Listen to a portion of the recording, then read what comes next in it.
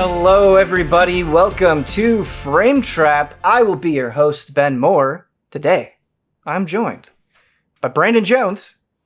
Hi. Did I catch you mid-drink there, Brandon? Yep. And Bradley Ellis. Yo! Guys, I missed the studio, of course, but I think when Huber says he missed the studio, anytime Huber expresses this disappointment, I feel like it amplifies my own disappointment. And he's been saying that recently, and now I feel it especially. I think I miss just being able to come in and I'll be at home, right, playing all these games. I'll get all these thoughts, and I love going into the studio and just unleashing that with you guys. Like Brad, you and I do a lot of that, and that's super fun. But I was just curious, what do you guys miss most about the studio? 5-hour energy. That's No, it. I'm I was just saying, the Fuck candy the table. allies. I mean, I 5-hour wish I energy. could say it's that personal human touch, but it's really just Yeah, bags of I Skittles. do miss hanging out with you guys, just shooting the shit, talking games, sitting on the couch together, playing something, handing off the controller. Miss it, man. There's not a lot of surprise ally, showing up now. Like if you sign up for a show or you sign up for a reaction, who's going to be there beforehand. Yeah. It was always kind of fun turning a corner and oh, hey, oh, that's right. Yeah, Fredco's shooting today. What's up, guys? How'd it go? Guests coming by. It's like guests come by on something and I, find out sometimes when it's posted on our YouTube channel. Whereas it's just always nice to thank people for coming in and being a part of our stuff. Yeah, absolutely. Absolutely. On top of that, I guess, how do you feel like Quarantine AZA has gone? What have you learned? I think it's been going as good as it can go, kind of. We're all still doing it. Nothing's exploded yet that I'm aware of. Nothing's been deleted that I'm aware of where we've lost so much time and effort. Yeah. So I think it's going pretty good. It's funny because in the studio, there would be things that we would learn, we'd have bad cards or something would go wrong, we'd learn and we fix it. And I felt like we finally got to a point where it's okay, things are going pretty consistent in the studio.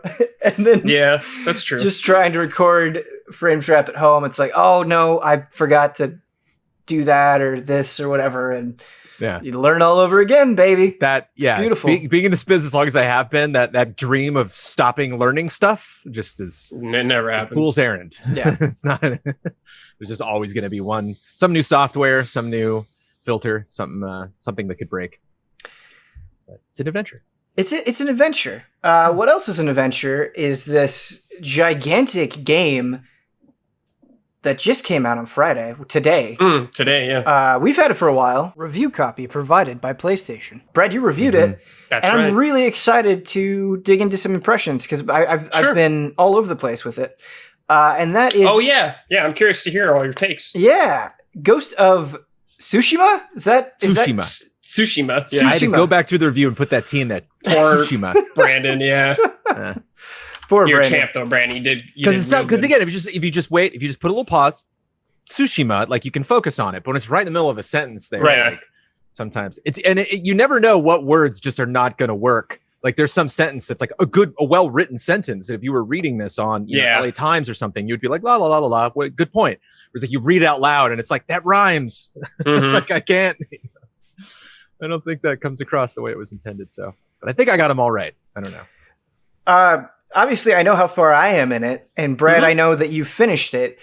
Jones, I have no idea where you're at with Ghost. I had a good evening with it. Okay. So I think I'm about 4 or 5 hours in. Okay. And then I have that was I think the night we got it. Oh, okay. It's just let's do it. Cause I knew the next couple weeks, I had a couple reviews back to back, hadn't done reviews in a while. We had a bunch of reactions, that we did. There's a bunch of events, Devolver and UB kind of took up the weekend. And, so it's, not for lack of, and it's funny because even all the negative stuff that I'm hearing about the game is just let's do it. They're I don't know. It's kind of repetitive. I'm like, yes. Yeah. I think that's what I wanted to focus on. All you do is just run around and do stuff. And I'm like, Yep. Ghost Recon Wildlands is awful. It's a game that needs work. It's a game that, should have done other things in development. And I played all of it, voraciously. So when you look at something like Ghost, because it's huge, it's a massive game, and there's a ton of stuff to do. A lot of outposts and fortresses to clear. A lot of foxes to chase after, a lot of bamboo to cut, a lot of hot springs to uncover? Are you just like, I'm doing all of it? Like, I know. It's like, Ben, it's like you look at a giant bowl of ramen, there's a lot going on. There's, tomatoes, some noodles, a little spice here and there, some veggies, so, some greenery. You're not quite just a kale. I don't know what that is, but I'm eating all of it. That's all I know. Right. A bowl of ramen does not take 50 hours to consume, though. It does not. That'd be a good bowl of ramen. Depends how you eat the ramen. It's true. Just like this game. Is there like a Guinness Book of World Records for person slowest eating ramen? Maybe. Sure. Brad. Yeah. You reviewed it. I know. I feel like you and I have very similar taste in a lot of things, and I know that you're obviously a big fan of From Software. You're a big fan of good combat in general. You like samurai stuff quite a bit. You like Sucker Punch quite a bit. How did you kind of feel about this game initially, and then how did your feelings change over time? So when I first started the game, it starts very simple, I would say, very, very small. What you could do with your sword is very limited. The amount of tools you have is very limited. Yeah. But I feel like the game really introduces a lot as you go throughout the game. Like, just for example, you start with one stance, and by the end you have 4 stances that you can play around with. And they feel different, and it's like you use this stance for this kind of thing. You get a ton of tools to work with, like kunai, smoke bombs, firecrackers. They give you like a ton of stuff to play with. So I feel like there's a nice progression of you learning new. I was thinking about this when I was playing the game, though, is the open world situations of balancing difficulty and whatnot. So I played this whole game on hard, which I think was what I prefer or I would recommend to all of you to play it. Yeah. But in open world games, there is this freedom you have of you can do what you want kind of when you want a lot of the times, especially in this game, because there's no like level walkout to do a quest or anything. You don't have to level up to do this quest. Like I think Odyssey had something like that. Yeah, the only thing, and it's certainly not a level gate in the way that Odyssey does, like you're talking about. The only thing is like sometimes you'll reach an area and it's like, this is an area of overwhelming force. It's like, okay, well, I'm not supposed to be here right now, but for the most part, you can pretty much do what you want. Like even multiple part quests, you can do in different orders. Yeah. So like you can do part 5 if you want before part 4 if you really want to. Right. But I think this is just the nature of open world games. Every single open world game I play, you can get powerful real quick. Right. And I did at a point, like where I was like, man, I'm a little too powerful, I feel like, but I run in this is an issue I run into every single open world game. But I think there are some instances where the game definitely pushes back at you a bit, especially in like there's duels that I think that really like focus you in like on just the sword combat.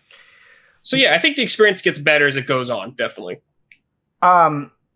I do like that you can switch difficulty on the fly, because I was playing on normal for a good chunk of it, probably like 10 hours on normal, and I was just like, I don't have to think at all. Like this is way too easy.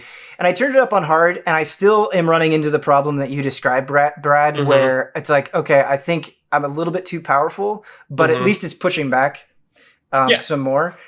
The duels in particular are great. I don't think they're all created equals. Like some are better than others, but they really push. There's definitely some really cool ones late game. Yeah, and where I was like, all right, I died like 4 or 5 times in a duel. Yeah, I'm like, great, this is awesome. One of the hardest duel that I've done so far was not like a side quest or story mandated duel. It was just out in the open world, and I just found it and I engaged in it, and it was like, oh man, like it was so brutal that I really had to think like, okay, how do I deal with this attack? Like, it wasn't just you have to dodge it or you have to block it or parry it or whatever. It was you have to dodge it in this specific way or interrupt it in this specific way. And so I really loved when it pushed me like that.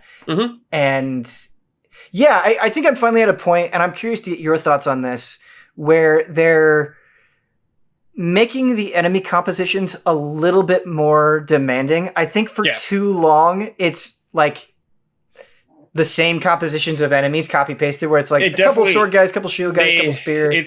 Like we said before, it's a very tricky thing of balancing an open world game with so much freedom. And I do feel like, like a lot of the dudes are fighting at the beginning are just sword dudes, maybe a spear guy once in a while, and a couple bow guys, but then they start introducing more interesting groups. Yeah, and now because the game is divided up into like 3 huge sections, and I would say like now that I'm deeper into the second chunk.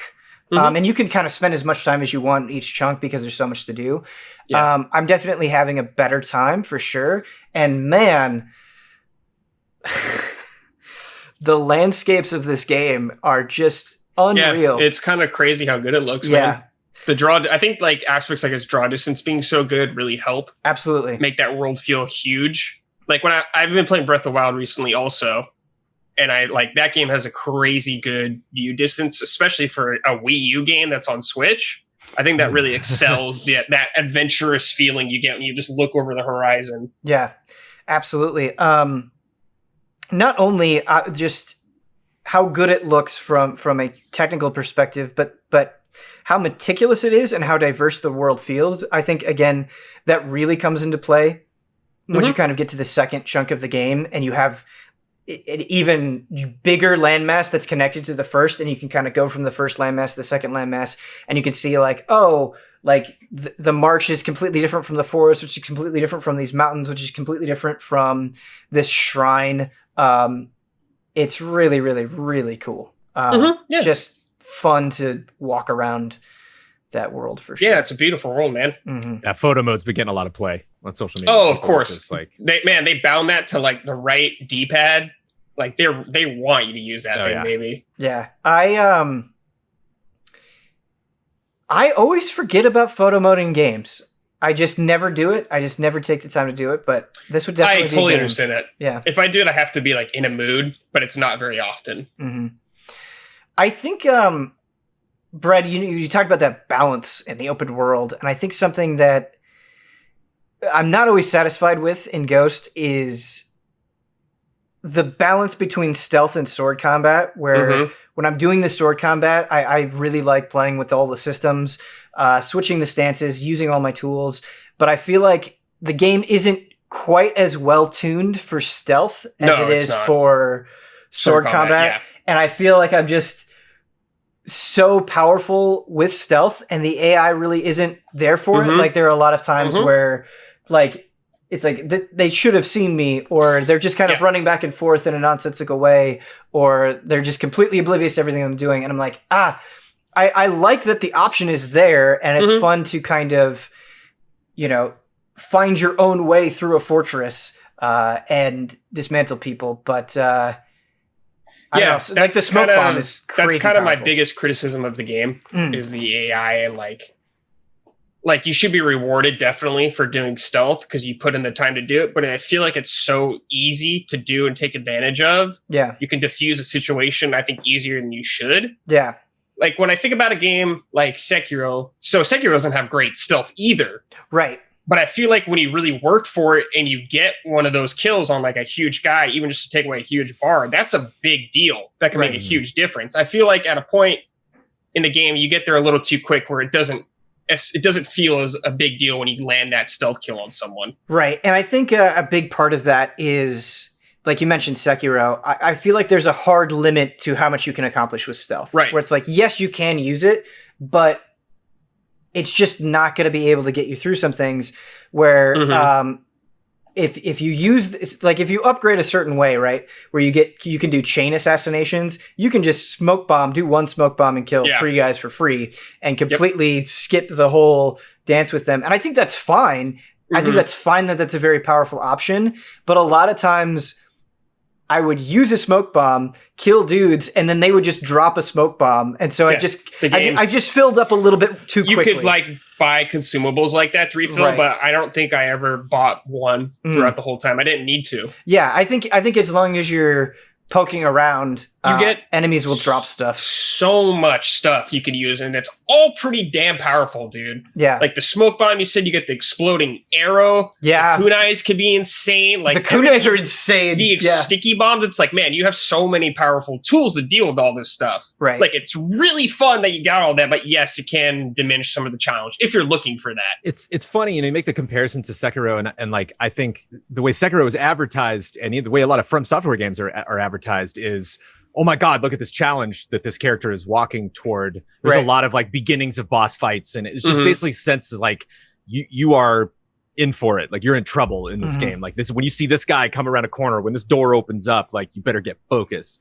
And almost every single ad I saw for Tsushima was like, everyone in this world is screwed. Like you're just gonna dominate. Yeah, like no one has a chance. It's definitely. And I wonder if like that kind of was their thinking behind making you so powerful. Yeah, that it is a revenge tale. You know, like you are kind of like a Batman character who is just sweeping in and taking names. Well, so I wonder if like they didn't want to push back too hard. I think when you have a game this big that they're trying to get a market this big or a wide array of people, I think they sometimes worry about alienating people too much with difficulty, which I can understand. Like ideally, I wish there was maybe one more difficulty level or two more. Hopefully they add it or something. But I think they have to do kind of a broad stroke on that sense, Jones, to cover the majority of bases. Or just have like some bit, like have some clan or something that like you cannot stealth these people. Like it's like really hard. And so, but like they're kind of optional. Like you don't encounter them a lot in the story. So when you see these like red markers on the map, you're like, yeah, I want to do it. I want to go back. You know, I think that really works for stuff, even stuff like Pokemon, where it's like you don't have a lot of pushback going through a campaign. Just dot little impossible things across the map, and then when I'm done, I can go back. Or if I'm feeling up to the challenge, or I'm playing at a difficulty that I'm comfortable with, and I'm like, let me try this like super difficult. I think the game tries to do that with duels more so than anything else. Yeah, I'm curious how those evolved. All the duels I did were just like, you're dead. Yeah, they definitely like, get harder. Yeah, they get harder for sure. But like, yes, obviously, I'd like because of how we like to play games, yes, we would like some more optional difficulty challenge like that. Right. Brad, I super agree. And I think that's kind of where I'm at with it, where I think I expected maybe a little bit more of a push on hard. Sure. And it's definitely like, it's not nothing, right? It's there. But I think I agree. I think a lot of these issues maybe would be solved with, one or two more difficulties. And I'd be curious to see if something like that could be added. Yeah, I really hope they do that. I have sort of changed my mind frame though when I'm playing the game, and that has made it a lot more enjoyable, where it's like, all right, I know what to do and I know how to break this, so I'm just gonna go into it. Like I'm not gonna lament the fact that it's broken. I'm just gonna kind of take pleasure in the fact that it is, and I think approaching it from that perspective is really fun. Like that's my thing with the game is like, I don't think this game necessarily does anything groundbreaking in an open world game. Right. But what I think it does and how it presents it, I think it does it very well. Yeah. I think it's hard because I guess I don't want to spoil it too much, but there's a mechanic that you get pretty deep into the game that really emphasizes your status as a legend. Yeah. Minor spoiler warning. It's a double trigger pretty much. Yeah, and you can activate it and just instantly kill a bunch of dudes. Yeah, and one shot, it kills guys one hit. You get like 3 kills, I think, with it. Yeah, I think it's 3. Or if there's not anybody around, it does go away pretty quickly. Yeah, it's up to 3. And to its credit, like you have to kill a number of guys in a row without getting hit, which is kind of a cool mechanic and adds some tension to the regular attacks. And the way like your screen just entirely goes gray when you activate it. Black and white so and red, it's super fun, but I was also thinking to myself, like, I already felt so powerful without this. Yeah, you become like a god in this game, for sure. You do. Yeah. You definitely do. But yeah, it's really taken me a while to warm up on the story as well. But I've finally gotten to a point, I think, where I'm appreciating it a little bit more. I think once some of the characters kind of get more into their own relationships and personal backstories, it gets a little bit more engaging. I think I'm most invested in like Yuna and her brother Taka, the Smith. And once you spend a lot of time just like getting to them and like helping them, but then once you actually kind of get to know them, I'm definitely getting more attached. Yeah. I don't know, and Brad, I'm curious to get your thoughts on this. I don't know how I feel about Jin. I like his story and I like his setup with his uncle, but sometimes the way that I understand that he's supposed to be a very serious, very honorable person, but sometimes scenes just fall a little flat for me. I don't know if that ever happened with you or if you were pretty invested. So I'll just say by the end of the game, I'm 100% with him. Okay. I feel like he does have a growth arc where he grows as a character, and I was with him in the end. Cool. I was like, hell yeah, Okay. I like this character. So you eventually got there with him. Yeah. Nice. My favorite missions to do are the legends, and I really like the way that they're framed. The Mythic Tales or whatever? The Mythic Tales, yeah, I believe that is what they're called. And you'll go, and there'll be a musician, and you'll get a special, like, drawn-out cutscene that's presented from different from anything else in the game, and or I think anything else in the game, but it's kind of a special event. It's like folklore almost, those things that they talk about, like folklore on the island and like legends, stuff like that. Yeah. Yes, exactly. And I love the way that they're presented because they kind of give you this mysterious figure, and you go and you investigate them, and then eventually, oftentimes, it ends in a duel. And it's just a very nice build-up and payoff, and you often tend to get really powerful techniques. You get good rewards for doing these, which I like, yes. That's one thing I like about this game. I didn't bring up the review, just small thing is, you know what you're going to get from a reward or a quest. You can see it right on the map. Look over it and be like, oh, I'm going to get this, so I'll do this and this. Or cool, nice. I think something that has kind of ground me down a little bit, that I think the game does a little bit too much, is like a lot of side quests kind of, I feel like, follow a similar pattern where it's like, okay, I go and I talk to person, then I have to like slowly follow them as they're talking to me. And I feel like Red Dead Redemption 2 had that same problem. And then it's like, okay, well then I have to go and like hit R2 on the tracks or whatever. And then it ends in a, Mongol battle. And I think it just has, the structure is too similar for too many of the side quests. Sure, yeah. I feel like that's kind of an open world problem. I agree. Thing in design. Yeah, I agree. I feel like most open world games do, like even The Witcher, a lot of quests, which I think has fantastic quests, are like, track this sense, you find a monster or someone, you make a decision, either a fight goes down or it doesn't. Right. The thing I like about this game, though, is I like some of the premises it sets up. Like, yes, you may be go over here, investigate this kind of thing, brawl at the end. But some of the stories I think they present are interesting enough. Like, I wrote down a few when I was reviewing this, just because, like, I like them. Is one of them's like a haunted forest out here. This guy's talking about this haunted forest. There's spirits killing people in there. So you go through there, you're seeing all these bodies, like their heads decapitated. So it's setting up an interesting premise. Like, yeah, they often end in fights and something, but like, I think what they present usually enough. Of course, there's some that are like not as interesting, but I feel like there's enough. Even for these are very minor quests. These quests, I feel like they're one-offs, But I feel like the premise was enough to like be like, okay, I kind of want to check this out. I want to see how this is going to end. Oh yeah, that's happened to me a number of times where the sort of the beginning and the end are really, really good. Like you're right. They seem kind of on the outset, the way the map presents them, it's like, oh, this isn't that big of a deal of a quest. Like you don't get that much experience. You don't get a huge reward, but it's like, oh, this person is deceiving me. Like they're having me do their dirty work for them. Yeah. Or like, oh, why are all these foxes that I have to investigate that? And so I do think there are a lot of interesting premises. I just think the actual like middle for sure can be a little bit what you're formulaic. Doing during it. Yeah. I totally understand that.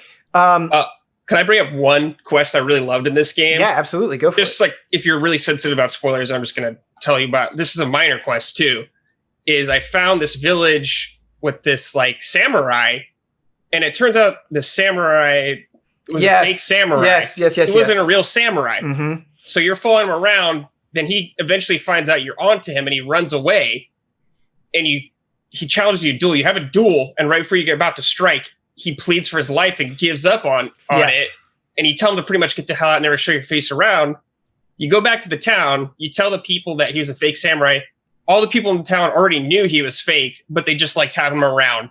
And you're like, oh, okay. Yeah, Brad, I love that quest because it really played with my expectations, because I don't think at that point I had done a duel, and I was like, oh my God, my first duel. I was so excited. And then it's kind of a fake out, and he chickens out. And then there's another layer on top of that, as you said, when you go to talk to the people. And I think the setups and some of the resolutions are very, very good. I think I wish there was a little bit more of that where it played with my expectations, or it's I don't think this is going to go the way that I expect it to.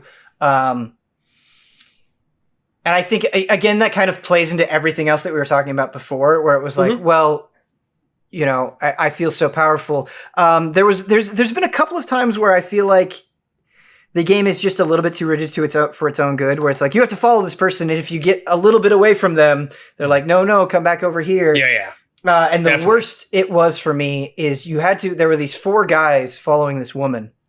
And it was like... Oh, in the field? Yeah, right? in the field. And it was like, assassinate them without being seen. And it was like, great, I have a chain assassination, and I waited for one of the guys to separate, and then I tried to chain assassinate the other 3, but it still failed the mission, even though they were all dead, because you have to wait for it to do this scripted thing where they specifically split off. And it's like, man, that's the problem with open world games. Stuff like that can happen. Right, exactly. You give up like tight scenarios often for scope. Yeah, and I think that is definitely an understandable compromise that it has to make, right? There are probably going to be a bunch of people that do that quest that don't have that assassination or maybe an effective way to do that. But at the same time, there's part of you that wishes, I wish I could recognize what I'm doing. Yeah, I think there's it's a good idea to like have an understanding of where it's coming from and why it is this way. But I think it's totally fine to want more and for it to be better. Absolutely. And I feel like, that's something I feel like open world games will get better at as we go on. Right. Because, open world games to me have progressed quite a bit from what they used to be. Right. Brandon, as somebody who has cleared a lot of maps, what is good motivation for clearing a map, and what is bad motivation where you're doing it just to do it? Like, what gets you really psyched? Specifically when you talk about clearing maps, like how that looks, like I'm a big fan of like how, or I really pay close attention and can be possibly dissuaded from doing that if a game, if it's very unclear about like how I discover areas, if there's kind of like a fog of war, and then I get into there and it's like, oh, you've now been here. Like something like Ghost Recon Wildlands literally had like blocks, like squares that would just click, click, click, slowly be revealed and like ungrade, like once you got into areas. And I was like, well, I'm going to drive over and circle this boat around that island. I've already been there, but like, I just didn't get that last little corner, and I just want my map to look nice and clean. And so just visually, and that was actually something that surprised me about this game, is that a lot of times in open world games, at least that first or second story mission's like pretty close, or there's like a straight line between you and there, and maybe 1 or 2 side quests where like I felt I really had to go off the beaten path to do like the next story thing after like the first couple ones. Like I found myself doing a lot of random stuff just because it was just kind of scattered around in front of me on the way over. And so it just depends, on how they sprinkle stuff across the map, how early you can tell how important one thing is versus another thing. I think a lot of people that get discouraged by just icon, the Ubisoft, like, there's just too many icons, is not only a sense of there's too much to do and I don't care about these things, but you don't really understand what, like you were saying, Brad, like what I get from this stuff, like and even if I know I get that kind of currency from doing that quest, do I want that? Like, how do I spend that, or what, so it can be tricky in a campaign in an open world game, giving people freedom, but at the same time directing them towards the easy fundamental stuff that they need to understand. And so I felt a tremendous amount of freedom playing Tsushima. And so when, I got your review, Brad, and you were like, yeah, the combat's great, but the stealth isn't really, that hard. And it did kind of fall in line with just this open, like, go out and have fun. Like, we don't want to restrict you. We don't want you to get to a spot that you're not ready for. But then the downside to that is you're not really going to challenge yourself. I remember like World of Warcraft, first time I like wandered into a level 60 area as a level 20. I was like, there's something kind of fun about that, scary. And you mark that on your map. Okay, I'll be back there. But it was interesting talking, you guys talking about pace and story missions and walking with characters and stuff. I think that's something that's just been so drilled into my head that like I tend to just kind of naturally follow along with like open world writing. It's like, I see what you're doing. Not that it's the best way to tell a certain story or a quest or anything, but I tend to sniff that stuff out. It's I sympathize so much, and in a way, like I see things in the game where it's like they're clearly aware of some of these criticisms and they're trying to address them in their own ways. And I'm sure it's like a monumental task, to make flawless AI or believable AI, at least immersive AI in a game as massive and open as this was, as many activities. And there are, it's still a valid criticism, I think, when you're like, okay, I feel like my interest or immersion is being ruined. brought it up in my review because it's such a large part of the game. It is, yeah. It's like a huge part of the game is like sneaking around if you want. Right.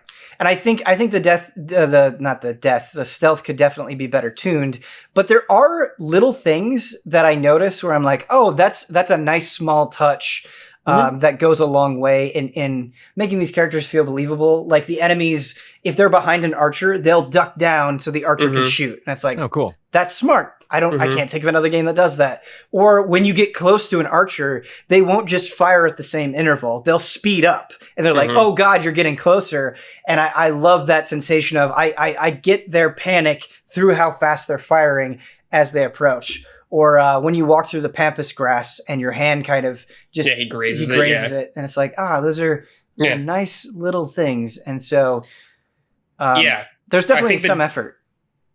I think the game does an excellent job of presenting like very video game element things, but tying it into the world and trying to make sense of it. Yeah. Like it's like your health thing, going to a hot spring and sitting in the hot spring, having Jin contemplate something about his life or something like that. Or Jin sitting down and composing a haiku, which is definitely something samurai and stuff did in back in the day. So it's really cool that they tied stuff like that into the game where you get your video game rewards like a cosmetic or something, but they tied it into the lore scenario of the game. Yeah, the hot spring reflection is interesting. And I think they handled it in a pretty good way where not only is the motivation for you to go and get some maximum health increase, but Jin reflects, as you said, but it's not always like super serious stuff. No. Like it's not always like, oh, my dead family or something horrible. Sometimes it's just like, man, I haven't had a lover in a while, and that would be really nice. And I think that I like that a lot, and I actually wish there were kind of some more humanizing, smaller moments with Jin. Sure. They definitely happen. They're not non-existent, but there's going to be some later on for you that I like really loved. Okay. Like about Jin and his life. So like that. I think like very early on in the game, there's flashback of Jin with his uncle and stuff like that. Yep. Like there's moments like that throughout the game that help explore Jin as character and the way he is. Yeah, definitely. Shout out to the bamboo cutting. That's like my favorite thing to do in the game. Yes. Yes. So if you don't know, there's little bamboo things you can go out in the world. They give you more resolve when you complete them, but it's usually 3 bamboo at the start with a series of button presses you push. So you push like L1 X square, then it does like 4 or 5 or something like that, and you have to do it, and it adds more buttons throughout you go on. Some of them get kind of complicated, but when you eventually nail it, it feels real good. It feels like you're like executing almost some sick fighting game combo. Brad, I feel like all my time either playing rhythm games or playing fighting games has really paid off. For sure. I think I've only messed up like one input. Yeah. You just feel like a god just taking you're like whoo, L1, L1, X, L1 good. Squared, triangle. Yeah. It feels awesome. Good, man. Yeah. It's a smart way of doing that, right? Where it's kind of a fun activity that only takes a few seconds. Yes. Right. It's just a neat little thing. Yeah. Whereas like, I love the foxes, right? Because they're adorable and I appreciate that you can pet them, but it's something where after you've done a couple of them, you're kind of just like, I think this isn't a good thing about the game is a lot of that stuff doesn't drag on That's too long. True. It's pretty fast, a lot of it. Yeah. So you're never like, oh man, I've been doing this for 5 minutes for the 100th time. Right. Yeah. I'm really curious where I end up because I think at the beginning, within the first 10 hours of play, I was definitely like, I'm getting, I don't think there's enough here for me to really dig into, but now over time, even more time has passed. It's frustrating that it doesn't tell you how long you've been playing that I've been able to see. It is I was like, man, why can't you just tell me, dude? This game's big. Yeah. Just tell me. It's very frustrating. But now you're worried about people beating this game too fast. I am definitely warming up to it and I'm curious to see where I'll be. I think the side character missions you can do really help out that. Oh, that was actually something I wanted to bring up. Exploring these characters, finding out their motivations, Jin, like reflecting on it and like doing it with them. I think some of the stories are pretty rad, actually. Like, Masako is one of my favorite characters in the game. Yes, so that's actually something I want to talk about. I do think some of the stories are pretty interesting. I think it is the way in which they are broken up that can be a little frustrating. So you'll meet these characters, right? And Masako is to boil it down, Masako is seeking revenge for her clan and her family and she was betrayed. And so you're like, okay, well, let's go and let's, get your revenge. It's more nuanced than that, but that's a summary of it. Yeah. And it is really interesting, but I feel like I've done so many quests for her, and it always breaks at an awkward time. And this happens in the main story as well, where you're like, okay, we're going to do this thing. And you get like halfway there and they're like, okay, come meet me over at this thing. And it's like, well, I kind of wish this just kept going. Like they can be a little start and stoppy. I think it's something they're afraid of going on for too long, about players maybe feel like they're locked into a quest line. Yeah. When a lot of the game is about just kind of going out and doing whatever you want. Yeah. But and I get that. It would definitely help, like, for sure, like a pacing if you did like a 40-minute quest or something like that. It helps sucking you in. And there's a few occasions where the game's like, hey, this is going to be long. Do you want to do this right now? But yes, I understand where you're coming from. Yeah, and I sympathize with that, not wanting to drag things out for too long. But at the same time, I think if you are going to make it a quest, that quest should have, like, you shouldn't feel at the end of the quest like, oh, wait, we're done now? Like, it should have, like, a stronger end. Yeah, it just depends on, like, the step of the quest, I guess, that you're doing. Because some quests some quests have amazing resolutions. Yeah, for sure. Interesting. Did Huber finish? No. Okay. He hasn't had a lot of time to play, but he is enjoying it. Okay. Yeah, this is a spoiler mode where I'm like, I bet there's a good chance I could feel very differently just because my feelings have evolved so much. Sure, yeah. Over time. Or I'm very curious to see how you guys feel when it's over. Yeah, I really want to be on that spoiler mode for sure. You will be. Brandon, it sounds like you haven't had a lot of time to play this game, and Blood said it best. Where it's like, it's crazy that we're mid-pandemic in July and it feels like there's a ton of stuff happening. I know. But I guess in comparison to other things that you have to play, which we will talk about, what is like your hunger at for Ghost? Oh, it's super hungry. Well, it's not hungry enough to like push everything aside. Like cancel plans with friends, like I'm not, this is not like an emergency, but like I'm very much looking forward to cozy time with this game. Like almost all of my gaming time lately has been 100% work. And so this will be, obviously I'll be preparing for spoiler mode, but it'll be nice when I can kind of clear my schedule. I think the next thing after what I'm focusing on right now is not till the end of July. So hopefully I'll have Jones cut and loose in an open world game, baby. Whew. Yeah. It's going to have a good time. And I don't know, it's funny. I think my expectations, like I might be a good person to review open world games, but also not, because like my expectations don't get that intense when things are repetitive in open world games. Like I can recognize them and address them and discuss them, but they don't like really get to me as much as other things. And like for me, it's all about immersion and it's all about, character involvement. And like when I can actively control everything this character is doing, when a character is in a location because I put them there, then that goes a long way for me.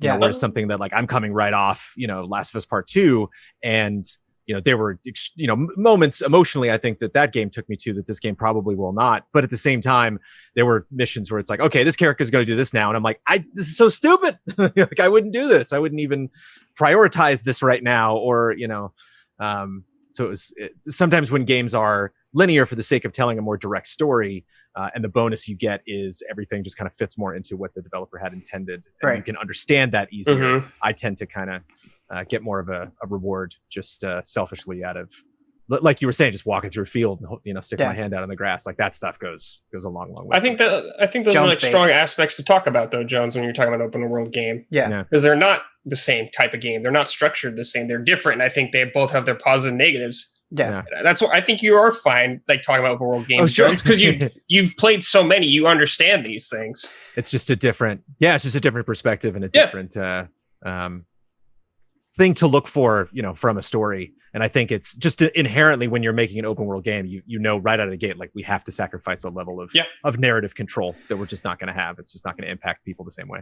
I think the only thing that's frustrating though is I think sometimes people try to assign genres or boxes to people a little bit too much where, you know, I had some criticisms for Ghost, which I think is totally fair. And people are like, oh, well, you must just be burnt out on open world games. It's like, no, I just think this could be better. I think that there are some valid criticisms here. There are things that could be done a little bit better. Nothing wrong with wanting something to be better. Yeah, absolutely. But as long as you have an understanding, I think, of what the game is, that makes your points even more valid. Yeah, and that's stronger. That's why I love putting that stuff out there and talking to you guys, because it's like, well, I think it's very easy to get hung up on something, right? And it's good to challenge your own feelings. And like you said, Brad, and something that I really loved, and I totally agree with, is it's like, okay, well, this isn't great, but why did it have to be this way? Why did they make this decision? And I think when you start to think through it like that,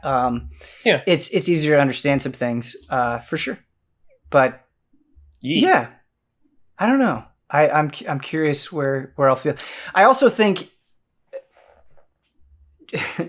it's interesting playing games that are completely different back to back, because it kind of informs, you know, what you appreciate about storytelling in one thing versus another. Whereas like Last of Us, very rigid, very like pushing you through to the end, versus Ghost of Tsushima. And sometimes I just want a better marriage of those two different styles. Yeah, I totally get that. Yeah, I think open world games are getting there. Yes. We're getting better about it. Right. But yeah, exactly. Definitely there's still things that can be done. And that is what is so exciting about the next generation, is thinking about how far certain styles of games have gotten from the 360 generation to the Xbox One, PS4 generation, and then like what is going to be possible next gen, and how far people have gone. Yeah, I can't wait. Yeah, man. I'm really interested in seeing what Spider-Man 2 brings, given that they're kind of stuck with this map. Like, how they maybe reinvent locations we've been to, or introduce new ones, or maybe take us off the island. And maybe like just everything is more detailed, like the buildings you go inside more of instead of just like a construction site. A lot more interiors, even just you know, Miles this fall or this winter. Yeah, it'd be interesting to see. Oh yeah, yeah. Again, like you were talking about, Brad, with the premises of some of the side quests and how they kind of tell interesting stories in ways that you wouldn't expect. That's what I want out of Spider-Man. I think like my biggest complaint about Spider-Man is there were definitely some things where it's like, I'm just doing this to, you know, clear a percentage off of, you know, my objectives. Right. Definitely. And that's fine. There is some innate satisfaction to that, but you know, there's also a part of you that wants like a little bit more. What's good though, Ben, and about the future of that is I think the biggest hurdle the first Spider-Man had to overcome is making Spider-Man awesome to play. Yeah, and swing around the city, and they like killed it. They killed it. And I think they can nail down some other aspects that are weaker. Yeah. Because when I think about side quests and Spider-Man, I mean, it's been a long time. I don't really remember any of them. I remember I don't remember any of them. I remember like stopping some crimes with the same like animation ending where you're like stopping the car. Yes. And I did literally I immediately, when I think of like things I didn't love about Spider-Man, I immediately think of stopping the cars. But it's like they've nailed so much of like the fundamentals which they needed, but now they can improve upon the weaker aspects. And they told a great Spider-Man story. Yes. I mean, removed from they all did the great stuff. Yeah. Good times ahead, y'all. Brandon. Speaking of stuff that you've been playing from work, tell me about Orcs Must Die 3. Oh yeah, dude. Yeah. I played the first one. I love the first one. Yes, I played the first one. The second one was exclusive to PC, and so I was wondering if it was maybe going to come to console later. And then we got Orcs Must Die Unchained, which was like a version of that. It was like another, like 2 and Unchained were separate things, but I checked that out. And Orcs Must Die is just, it's kind of empty calories, but I love it so much. Like it's just... It's so straightforward, and like this type of game, the way I play Orcs Must Die 3, just to kind of set the stage for you. So I jump in, you meet these 2 new characters. There actually is kind of a lore continuation. They're like, oh, this knight that trained us before is gone. And I was like, who? Oh, right. It's been a while since I played Orcs Must Die. Okay, I remember this world. And it's very World of Warcraft, you know, even just way goofier than that. It's very comical. All the orcs are, you know, very, you know, silly, and the dialogue's very funny, like when they're actually like going through the level. You know, it's tower defense, and so you're setting up traps and trying to block them, and there's a lot of fun physicality with them getting knocked around, extremely bloody with just like limbs and stuff flying around. But I started out, I played the first level, And then they're like, okay, cool. And then they open up the second level, and I'm like, nope. I'm like, go play the first level again. And I like level up my traps a little bit more. Play the first level again. Level up my traps a little bit more. And then it's like, I wonder if I can do this level with just wall traps. Let me try that. And like I couldn't. I needed to push back a little bit, but like that's what I love about. It's kind of the same way I played Pixel Junk. What was the where you Pixel have Junk to where Monsters? where you like bang the drums on the little like tower thing. Mm-hmm. I would do the same thing where like once I had stuff leveled up, I'm like, let me go back to like that first level and see if I can literally just use one type of tower. And I was able to pull it off in some levels. And so I love just kind of stretching difficulty in ways that make me curious in games like this, because it's just extremely straightforward. There's not a lot of like in Fortnite, you really like build in the save the world and the defense stuff in there. Like you build the structures. So like you have kind of an open field, and it's up to you to really kind of direct them the way that you want to. Where in this, like the hallways and the staircases and the corridors are very, reminds me of Dungeon Defender, which has a 1 and 2. Yeah, I remember Dungeon that. Defender 2 is kind of like a free-to-play-ish, very microtransaction heavy kind of version of this game. Much more focused towards a younger crowd, I think, than Orcs, which is like a lot more violent, a lot more blood. But it's just very straightforward in how you understand like where enemies are going to come from. There's not a lot of surprise there. It's not a question of like, oh no, that door opened and I didn't know that was going to happen. And now all these guys are coming in from this direction. So I got to start this level over. It's just like, you know what? I got 2 stars on that. I bet I can get 3. Like I bet I can do that a little bit better because now I know I could see them going. One example of something that they did was I had this corridor that had 2 hallways, and then there were little separations in between, and the orcs would just decide they were going to go on one side versus the other. And you have barriers that you can set up that will kind of steer them in certain directions if hallways are bigger than just one block. And I realized that what if I blocked off one area and then just kind of walled off that other hallway, some tower defense stuff, they'll detect that right away. Like even before they enter the hallway, they'll know this right hallway is a dead end. I'm not even going to go there. And so they'll just automatically get blocked off. But these are dumb orcs. And so they would just like walk down towards a dead end. And I could just see them on the mini map. And I'm like, oh, that's nice. That actually frees up some time. And so you can kind of like steer them in the wrong direction just to kind of thin the herd a little bit. So you can focus, single target on stuff. But there's just a big marker that pops up when you headshot them. Like you just, I'm a big fan of the arrow stuff. And so it's just fun, like seeing them just get absolutely pulverized. There's little kobolds that run real fast. So if you have like the spike traps on the ground, the spikes will just barely hit them. Like they'll manage to run across them before they do damage. So you'll have to set up these other things. And it's neat seeing them skip right past one trap and then another trap just like swipes them right off the map. Constant dopamine. Yeah. Having played Orcs Must Die before, it's been a long time. Just hearing everything that you're describing with my memories of Orcs Must Die, this just sounds like Orcs Must Die again. Like not necessarily like a huge upgrade. There's 16 missions. I'm on mission 8. I couldn't tell you what is different. Yeah. Well, there's and maybe that doesn't matter if there's 2 main protagonists. Like there are little bits to the story. The one part where I was like, okay, I don't know if this was in Orcs Must Die 2.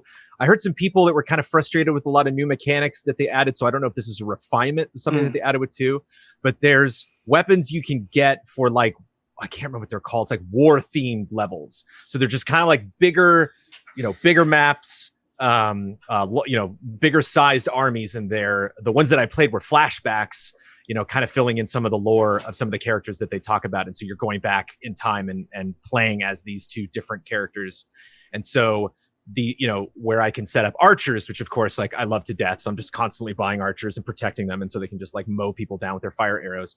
Whereas in this, when I have archers, it's more kind of like Helm's Deep, where like they shoot up in the air and then like we're targeting things that are way across the map. And so you kind of have to juggle, like, am I exclusively going to use these big, super expensive war weapons, or do I kind of want to mix it up and use the barricades to kind of steer them into a spot, but then use these big things? And so that felt a little different, not only just in tower defense to just have these, huge differences in scale from one level to another, but it felt a little different for Orcs Must Die. But again, for me, I push myself to get perfect scores. I push myself to try to max level the items that I like, where I don't think there was a level that I straight up failed, as opposed to just like, unless it was something where I was like, oh yeah, okay. I didn't know you're going to drop that really quick enemy type on me, and I had not built the level to stop them, and they just all ran right past me, and like, okay.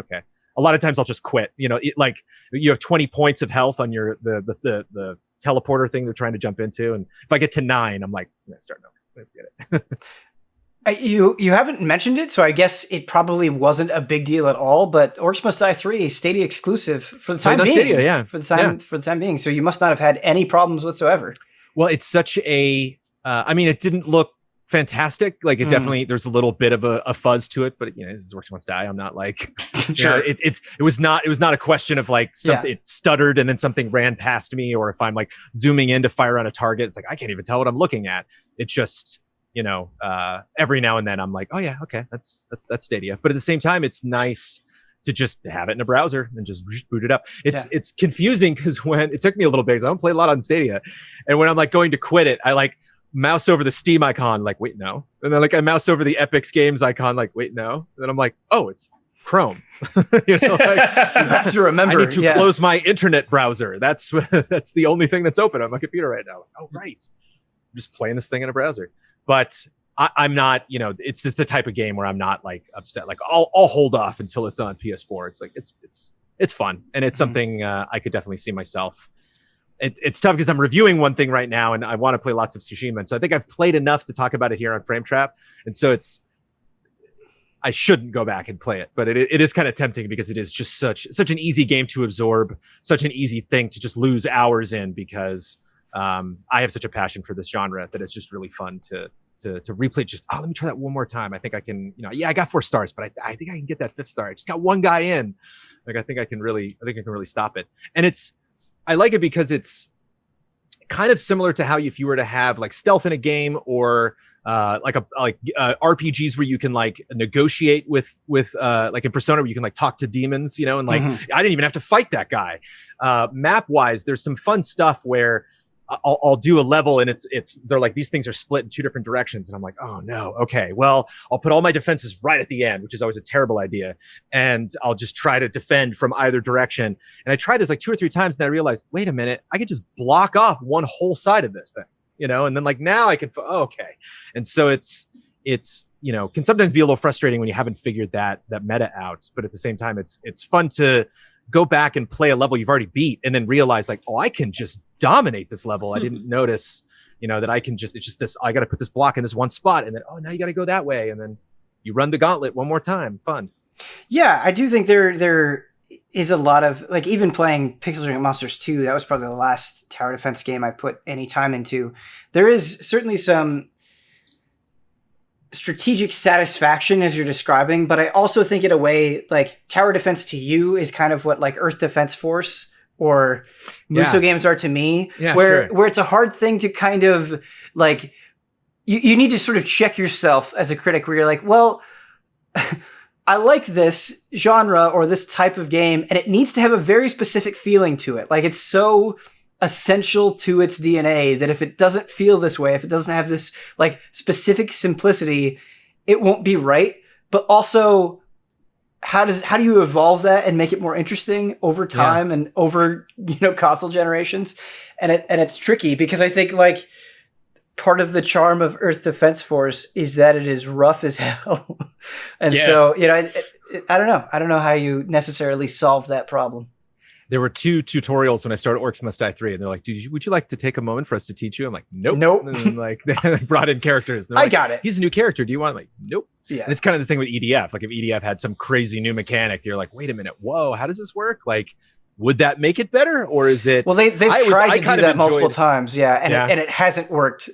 I started to, I spent like a long evening with Orcs Must Die 3, and I started that evening, and I sprinted into this game. I booted it up and started the main thing, and like just barely made it through the opening lore, and then was just like off to the races. I'm like, yep, this is what I expected this game to be. This is what I wanted this game to be. Yep.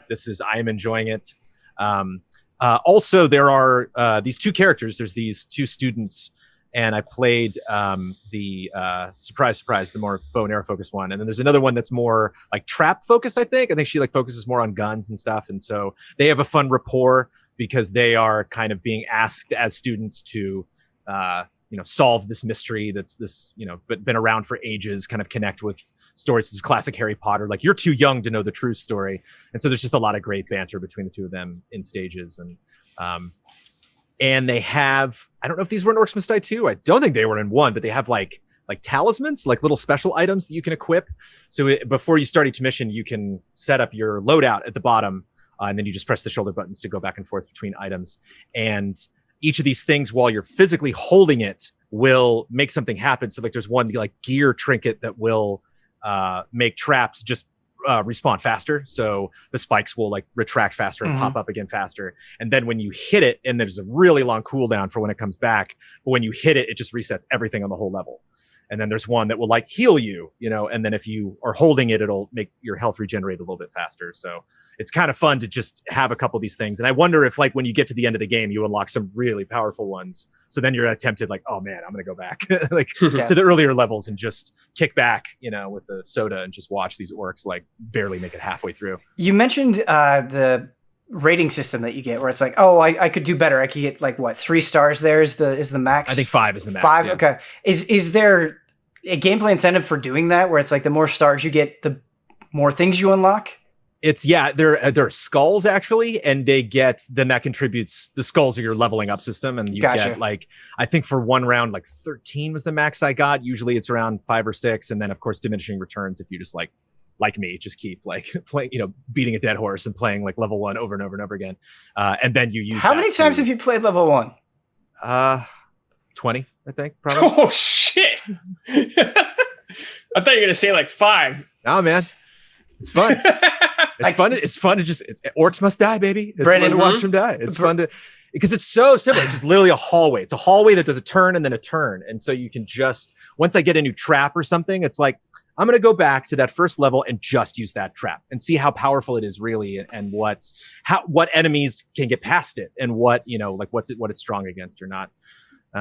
But yeah, I'm just a sucker for that. This is what the Fortnite Save the World is insanely repetitive. I mean, it's just the same thing. Even when you get to like a new biome, it's just like, no. This is what I want you to do, Brandon, when we get to Game of the Year 2020. As a joke, I want you to go, I can't talk about that, but I can tell you about the first level of Orcs Must Die 3 in great detail.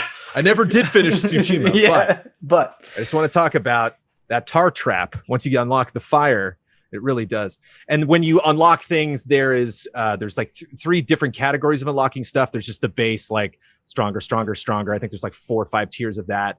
And then each trap or weapon has 2 different possible like skill tree, not branches. They're literally just 2 options.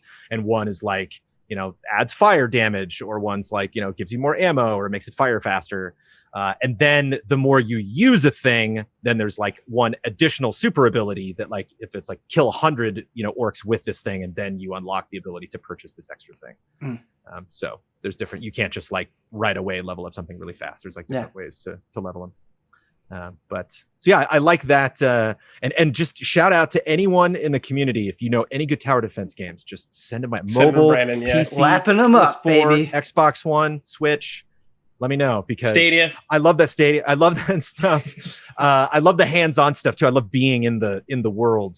And that's why the Pixel Junk was so much fun, because you could do both. You could like zoom out and see the map from top down, which you can only really do in Orcs Must Die 3 via the mini map. You can see little dots and where they are. But I just like, I like when that one orc like makes, I finally made it through that trap, and then there I am, just headshot. Like, yeah, it's fun. I've got a game that I'm pretty stoked to talk about, just because I think ever since I did the playthrough of Thousand Year Door, I just absolutely loved that game. Loved it so much, brought it to Hall of Greats. Got it into Hall of Greats, baby. Yeah, baby. And that is the game that I'm talking about today is another game in that series. It is Paper Mario: The Origami King. And the good news is that we didn't get access to this game, and so I was watching other people's previews, and it was something where the more I saw of it, the less excited that I got, and I was like, I don't know about that. I don't know about that. A lot of those things have been kind of resolved, and so I was worried. The whole point of this battle system is that it's kind of like a puzzle every time that you get into a fight. And you're on this wheel, and enemies will kind of get scattered around, and you have to use the wheel to slide and rotate them into a certain position. And I was like, I bet that's going to be cool for like an hour. Yeah. And then I'm just going to get really sick of doing the same things over and over and over again. And I'm probably about 5 hours in, somewhere around that mark. I'm not sure on the exact time, but if I had to guess, I'm probably somewhere about 5 hours in. And I've gone through, I've beat the first boss, and it is interesting enough and fast enough that it works. And I think a big reason why it works is that you have a time limit. And so I think it would get really tedious if you could just kind of sit there and be like, okay, well, what's the solution, and try a bunch of things. But you do have something to pressure you into getting it done. And you feel that panic as the clock ticks down. I think the thing that I don't like is the game has no experience points at all. And that's been, of course, a controversial decision. They do try to rectify that. So when you fight and when you explore and when you kill things, like everything just gives you coins, and you can use those coins for so many things. So of course you can like buy items and accessories to make your character stronger, and weapons and things like that. But in battle, you can spend coins to bring toads in to help you out and to heal you. And the more you spend, the bigger the benefits. You can also spend coins to get more time. And so if you're like, wait, I think I've almost got this, let's add another 30 seconds on the clock. You can do that, and that can be pretty expensive. And so there is a way to try to have a currency, work, but I think the more practice that you just get so flooded with coins that you don't really feel it enough. And I just wish the system was a little bit better, where it's like, oh no, I did all the action events perfectly. I did the puzzle perfectly. I wish there was like some experience or some way I could build my character, that made it matter a little bit more, because I think, the game is easy enough that if you actually do spend the time to learn it, you'll just be swimming in coins and not thinking about it or making a trade-off quite as much as you would want to.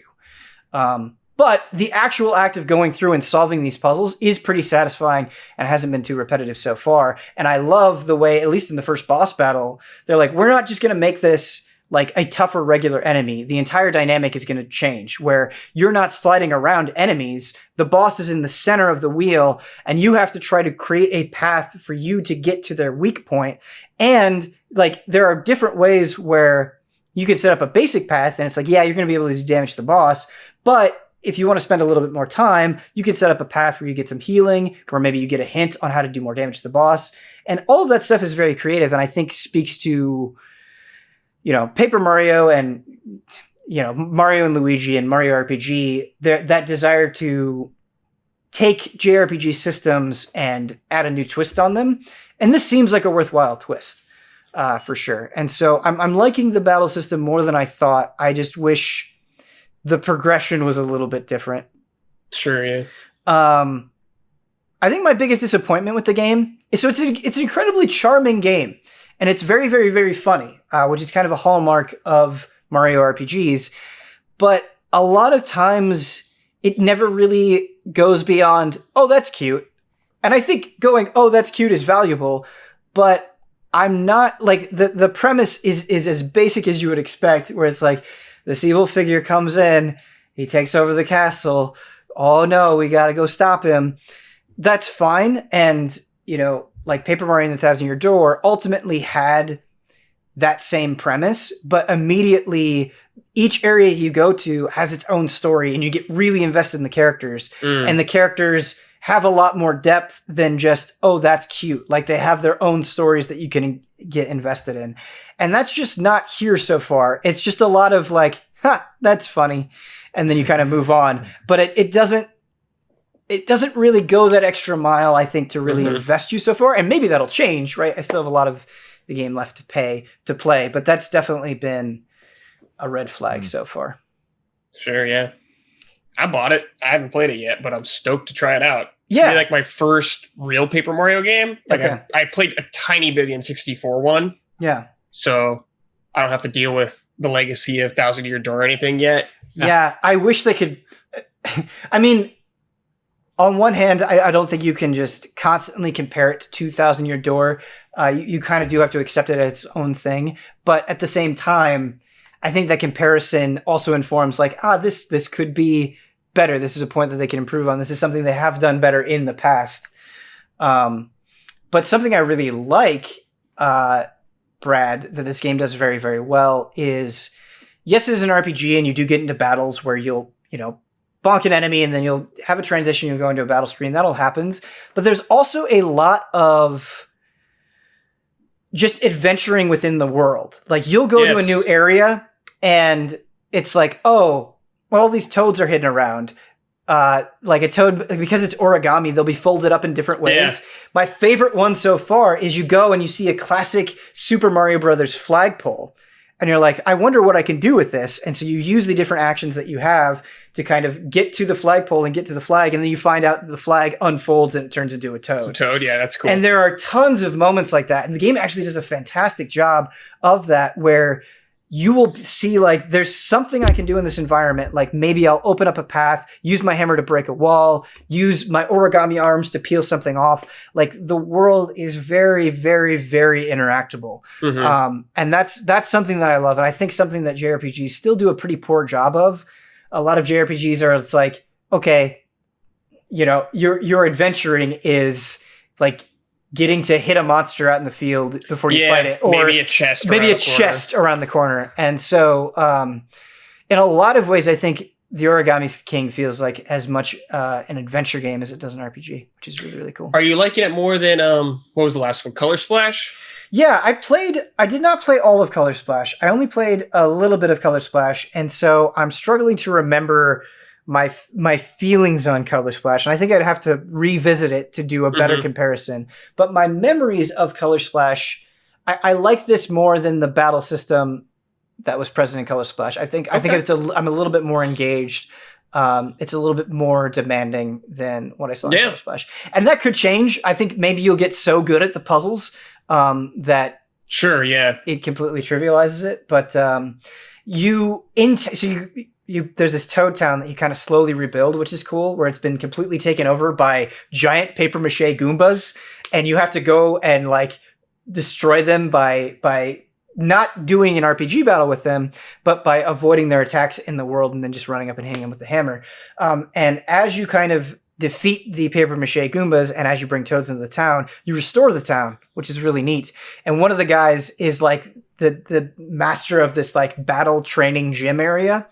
And you can go, and there's this machine that he has where it will run you through 10 puzzles, and you try to get the best time that you have. And I was like, oh, this is actually like not all of them, but some of them are pretty tricky. Like maybe I'm just not a great puzzle video game player, but some of them really make me think, and I don't have an immediate answer for. And I think what's smart about the Origami King's design is, yes, you're just rotating and sliding, but there's kind of two different ways you want to line up an enemy, either in a straight line or as a group. And it's very easy to get tunnel vision, and you're like, it's got to be a straight line for these guys. Like they have to line up in a straight line, and it just doesn't quite work. And you're like, oh no, it's a group, and I just didn't see it because I was too focused on this one thing. And so I think it's a good balance between like having a couple of simple ways that you can form dudes up, but not so much that there's too much to think about and you're overwhelmed. But it is very easy to kind of get tunnel visioned on one line of thought, and it has just enough to kind of encourage you to pull you out of that mindset, which is really, really neat. Cool. But yeah, I don't know. I'm curious to see what others think when they play it. I know a lot of people really just want them to make like 1,000 Year Door 2, where it's like, this game is so good and so beloved, I just want that style. And I want that as well, and so I get it. But at the same time, I'm sitting here thinking, boy, it really is trying something different. Not just for Paper Mario, but for, RPG platformer hybrids. Like, it's a really, really weird game, and I do respect it for it. Also, to aid the tedium, Brad, something that's nice is once you kind of get more powerful, they're like, okay, if you hit these guys, you don't have to fight them. Like, they'll just turn into coins. Oh, that is nice. Yeah. Cool. That's a nice way of cool. Yeah, it is nice. I like that. Getting around that stuff. But Brad, This might hurt Brandon Jones's feelings, but you win the best take for today. Oh. And the best take is just me rewarding what I think are good opinions. And I think nice. The reason why I'm rewarding you is I think you handled that Ghost of Tsushima talk really, really well. Oh, thank you. And I am the way that the best take works is I'm going to give you a category, and you have to give me good opinions on this category. You got to get the combo started.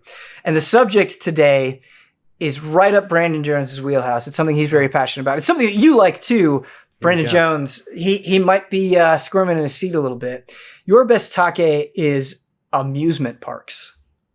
So I have to give you an opinion about these, like what I like about them? Yeah, so you have to say like, I think the food at amusement parks is the best food in the world. Something like that. Like something that you're like, this is true about amusement parks. So one of my favorite things in almost every medium, movies, games, anything in life, is setting and environment.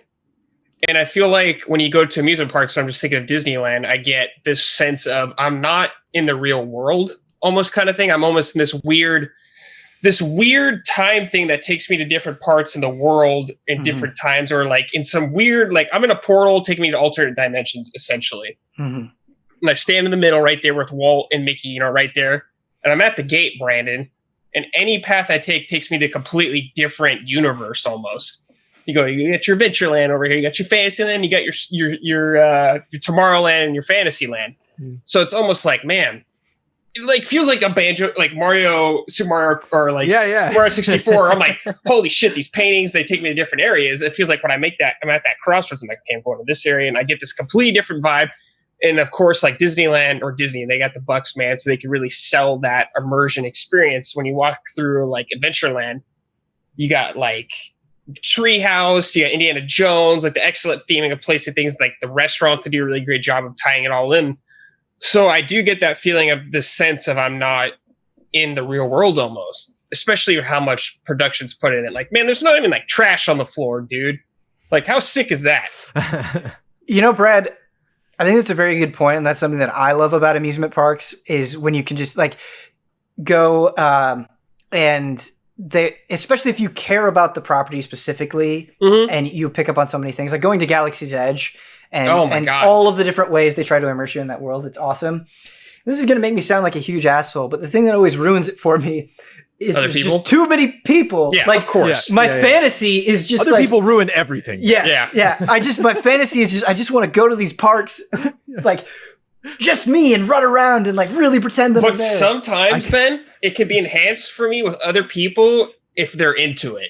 Oh yeah, like, definitely. Man, if I'm on like a ride with someone like who's a tourist and never been on this ride before, like Indiana Jones, and they are just having a blast, like riding on this Jeep, that makes it even better for me. Ben, one of my favorite Disneyland memories, we're walking out of Indiana Jones, and I'm walking with Amanda. We're walking out. She's not going to be happy I told this story. And we're walking down the line, and she leans over to me, and she's like, I farted. And I'm like, oh, okay. And this kid behind us goes, somebody toot it! And we're like, oh god! And if you've been on Indiana Jones in Anaheim, it's a long exit. It takes you basically the same way you go in, and so it's just this long hallway. So we're walking ahead of this family, still going, and we're almost gonna make it out. And he goes, "Somebody tooted again!" And I just go like, look over at Amanda. Damn, that's a good story. I think that's one of my favorite Brandon Jones stories. So sometimes people make it, absolutely. Sometimes they totally ruin it, and then other times, man, I was walking by Phantasmic one time, and like the dragon came out, or like some character was revealed, and this kid was on his dad's shoulders, and he went, "Oh my gosh!" I was like, that kid made my day. Yeah, it absolutely made my day. See, that's what I'm saying, man. When people get pumped up about it, it's fun. Yeah, that's true. Brad, you're off to an incredible start. Maybe the best start to a best take combo that we've had. Can you keep it going? No. That's it? You're shutting it down right there. No, I'll try again. Oh, damn. Sure, I'll try again. One hit KO. Okay. Give me another one. About amusement parks? Yeah. Okay. This is something weird also that I've come to like as I gotten older. And it makes me feel like an old person because I remember my parents being into this when I was younger. is as I've gotten older, I've really started to like the shops. Just looking around the shops, like what merch, even if I'm not gonna buy anything, like what merch is specific to this area. The vibe in each shop is also completely different. Like, man, when I walk into like some like shop in Frontierland, man, it's like cowboy style. You got that vibe going on the furniture. Then I walk into Tomorrowland, it's like fucking Star Wars Central, like out of control going on. You got people building lightsabers over there. So I appreciate like the aspect of certain things being tied to specific areas of the park. Brad, I feel like with amusement parks, you know, merch can be divided into very specific categories. Like, you got your people that are like way into pins. You've got people that are way into shirts. You got your jackets. Yeah, you've got like action figures. Is there a specific type of merch that you tend to get most interested in? Oh man, it's the shirts, dude. Yeah, but it depends on the place, man. It depends on like the exact shop. Like, man, because Haunted Mansion has just like a bunch of cool little knickknacks. Yeah. But it's like, dude, this isn't going to go with anything in my house. Nothing. Like this candelabra, like a skeleton or whatever. Like, it looks cool. I can bring that out once a year. Unless that's all you decorate. Unless that's all I decorate. Yeah. Brad. Okay, so we went to Galaxy's Edge, I think, in December of last year. Something like that. And I was like so hyped on Star Wars. I was in a Star Wars zone at that point. And you can build your own lightsaber. I know, at Galaxy's dude. Edge. And I was like, I got to do this. I have to do this. And my wife was like, Ben, this is hundreds of dollars. And it's just going to sit in our fucking apartment and it's not going to do anything. But I was like, no, like this is so cool. Like you can't do this. It's the presentation. Yes. But she talked me down from it. And like 6 months later, I was like, you know, thanks for not letting me buy that dumb lightsaber. Well, I was so grateful. I was so grateful. What about the droids, man? Did you see the droids? I did see the droids. They were like, really expensive too. Yes, it's like I don't even give a shit about having this. Like I don't even like if I bought it, it would sit in my closet. But the act of putting it together for some round, they make it so alluring. Yeah, they are manipulative. Manipulate me. There's even some dumb stuff that has nothing to do with you actually like building your droid in there. They have the restraining bolt. So for like, you know, Star Wars fans, you got the bolt that you got to take off and then, you know, droids can go wherever they want to. They just have that as a magnet. Yeah. And like I walked by and I was like, I'm just going to chuckled at it, man. It's like, what is this? And I'm like, yeah, of course. Like, yeah, dude. It's very few people in the store right now that probably know what the hell that is. I wanted to buy a Sith holocron. Yeah. Like, what the hell am I going to do with that? Where am I going to even put this? Yes. Yeah. But it just looked sick. Because I think it kind of bleeds back into what you were saying before, where you're kind of immersed in the world at that moment. Yes. Like it seems even cooler when you're surrounded by everything that looks like Star Wars. But then when you like are home and you have your Sith holocron like next to a box of cat food, it's just not as cool anymore. You know, like you know how, dude, I've wanted to buy stuff in like the Pirates of the Caribbean shop like 1,000 times. Yeah. But I'm like, what the hell am I gonna do with this skeleton in a treasure chest? Like nothing. It looks awesome where it's at in the vibe because I'm feeling the vibe. I can like smell the water from the ride almost. I'm immersed. It's like, I don't need this. I will say, wearing the Indiana Jones fedora on the Indiana Jones ride is 10 out of 10. Yeah. That's the most Indiana Jones thing I've ever heard in my life. But then it's easy if you buy it there and then you go on the ride, but you got to bring it back. Yeah. Brad, I think you did a pretty good job, and I think this is one where we could keep the combo going for a long time. Juggle them in the air. Let's give Jones some, man. Jones? Oh, okay. Jones is like the theme park expert. This is going to be a 4-hour podcast. I have two. Okay, give me two. Give me two.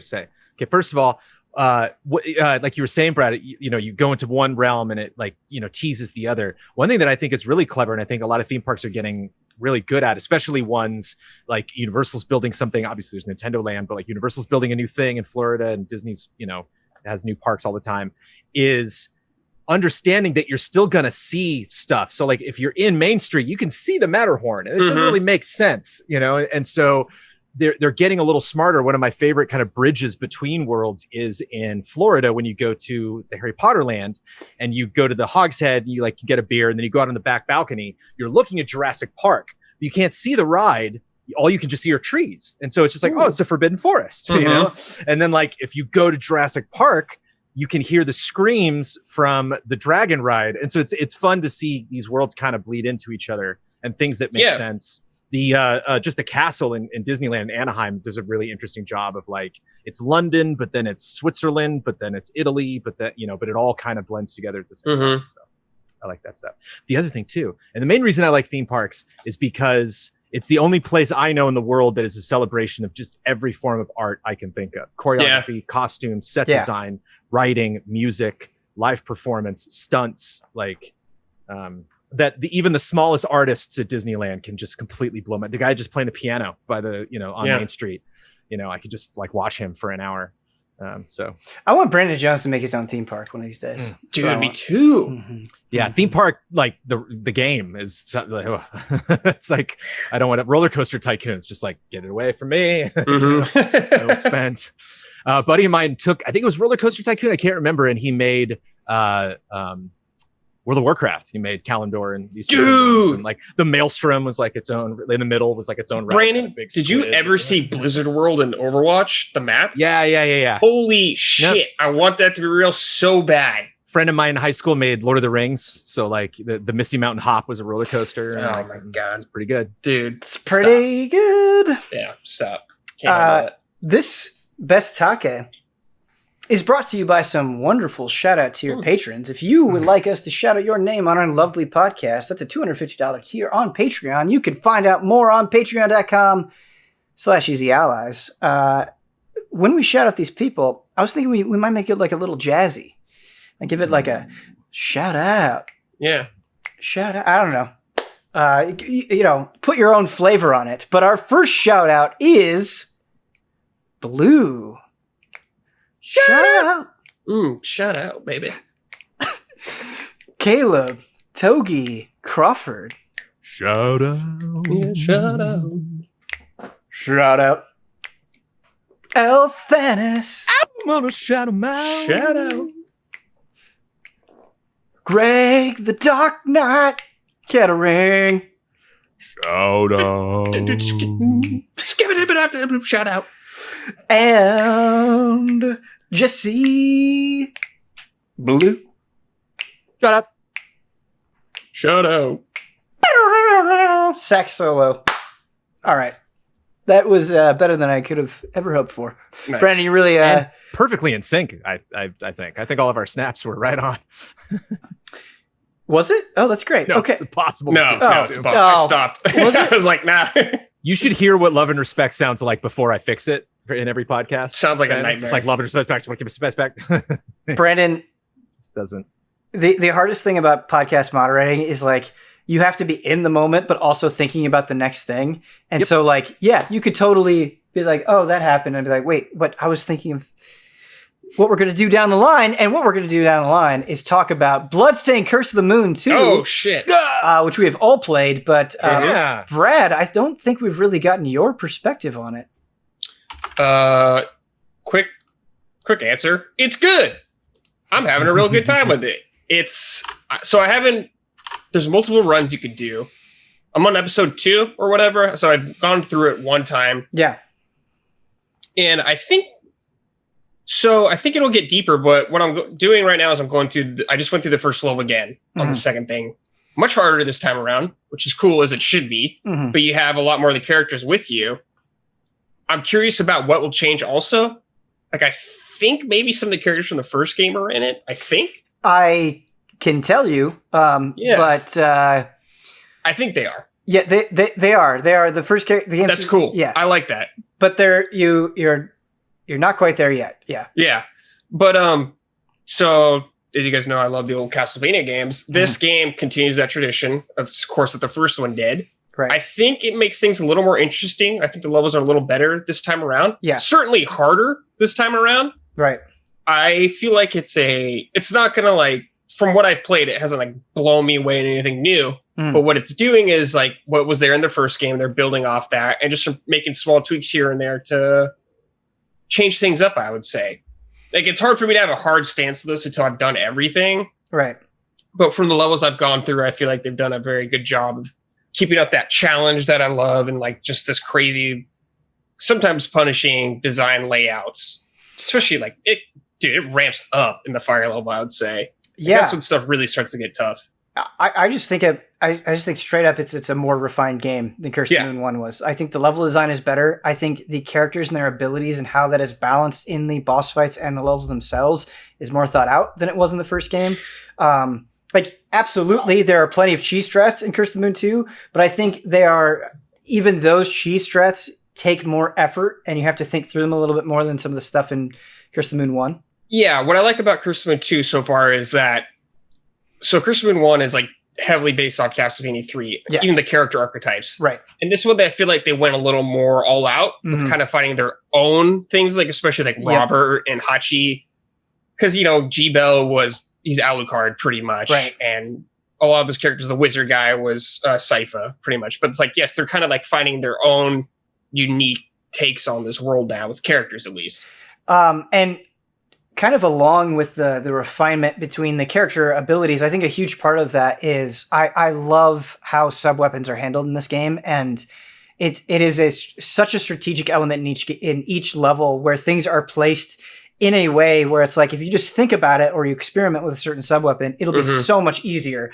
And I think how useful a sub-weapon is, it correlates to its cost very effectively. Like there's some stuff that is incredibly powerful, but if you misuse it, you will be out of sub-weapon ammunition. Yeah. And so like even just the act of breaking lanterns, I think is consistently exciting because of how powerful sub-weapons can be. It never feels like I'm just stocked up and it doesn't matter. Like I'm skipping these. It's like, I'm not skipping these if they're in my path. Yeah, definitely.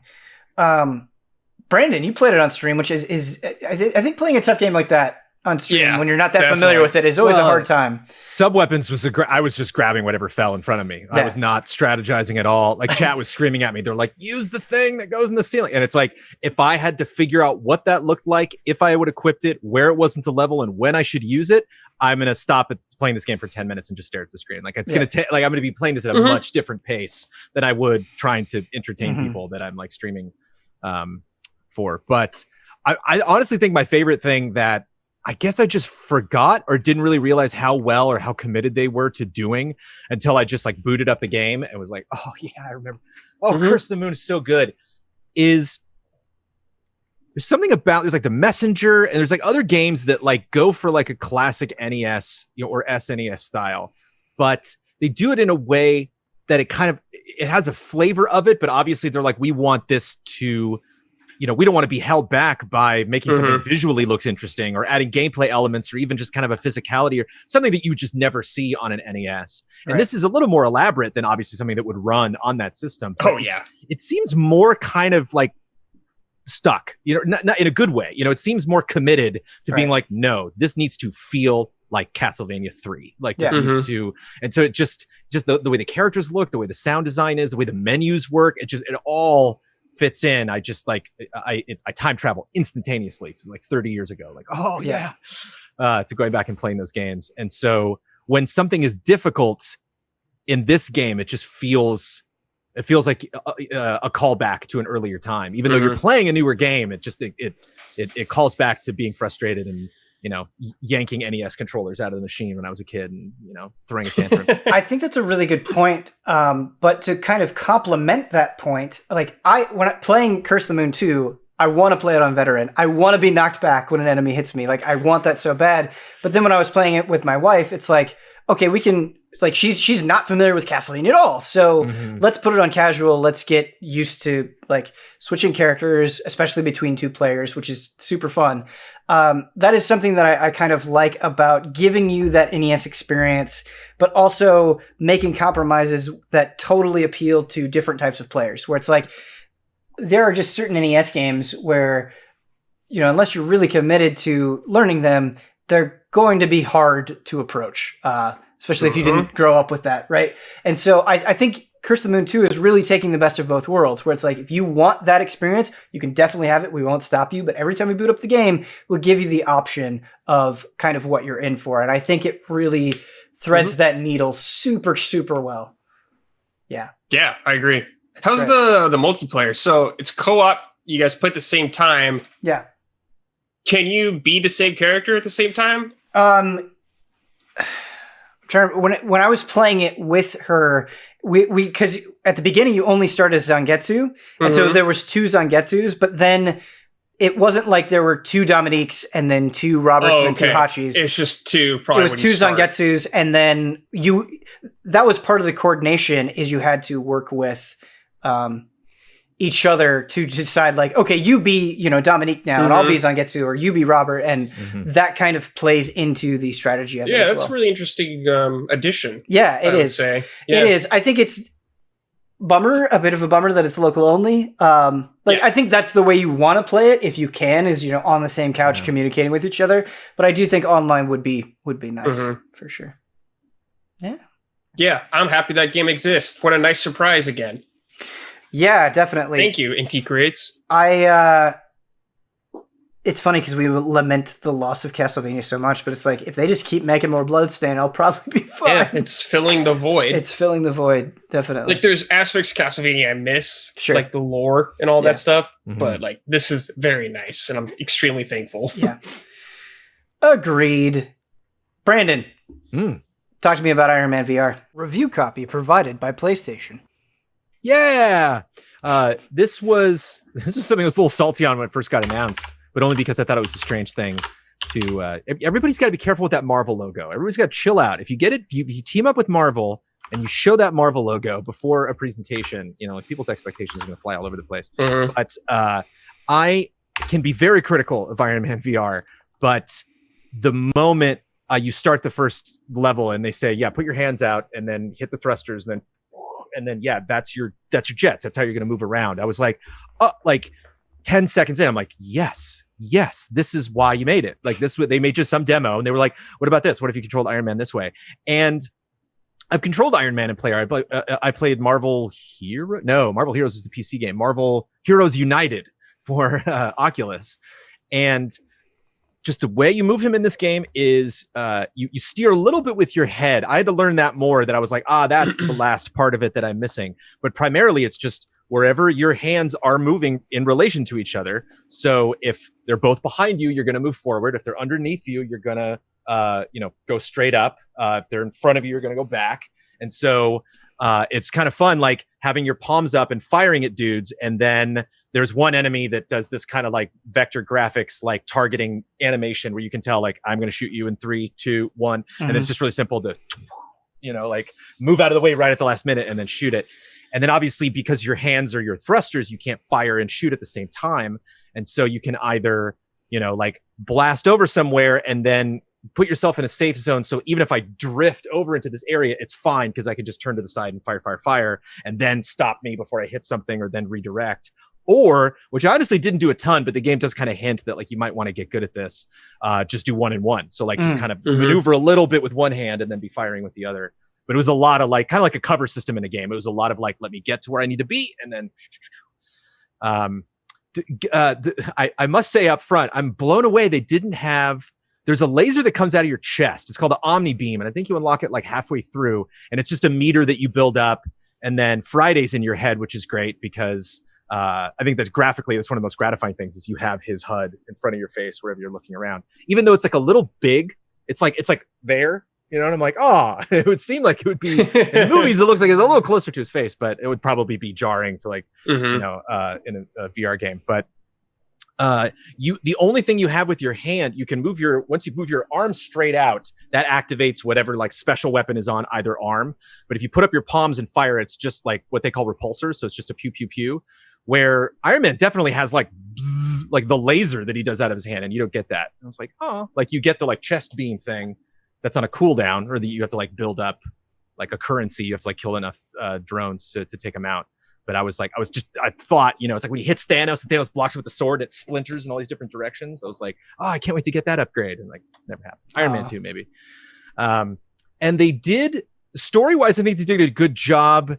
If you followed all of the MCU, there's a fun character. I couldn't help but spoil it because there's not a lot of different level design in that game. So, like, I inevitably had to show, like, the ultimate villain in the game. But I won't mention it here because if you are a fan of the MCU and you're interested in checking it out, it was a villain that was not associated in the MCU with Iron Man. So it was kind of fun to not only see, like, that's a fun villain for Tony to fight, but then, like, that actually makes sense why that would be somebody that would cross paths with Tony.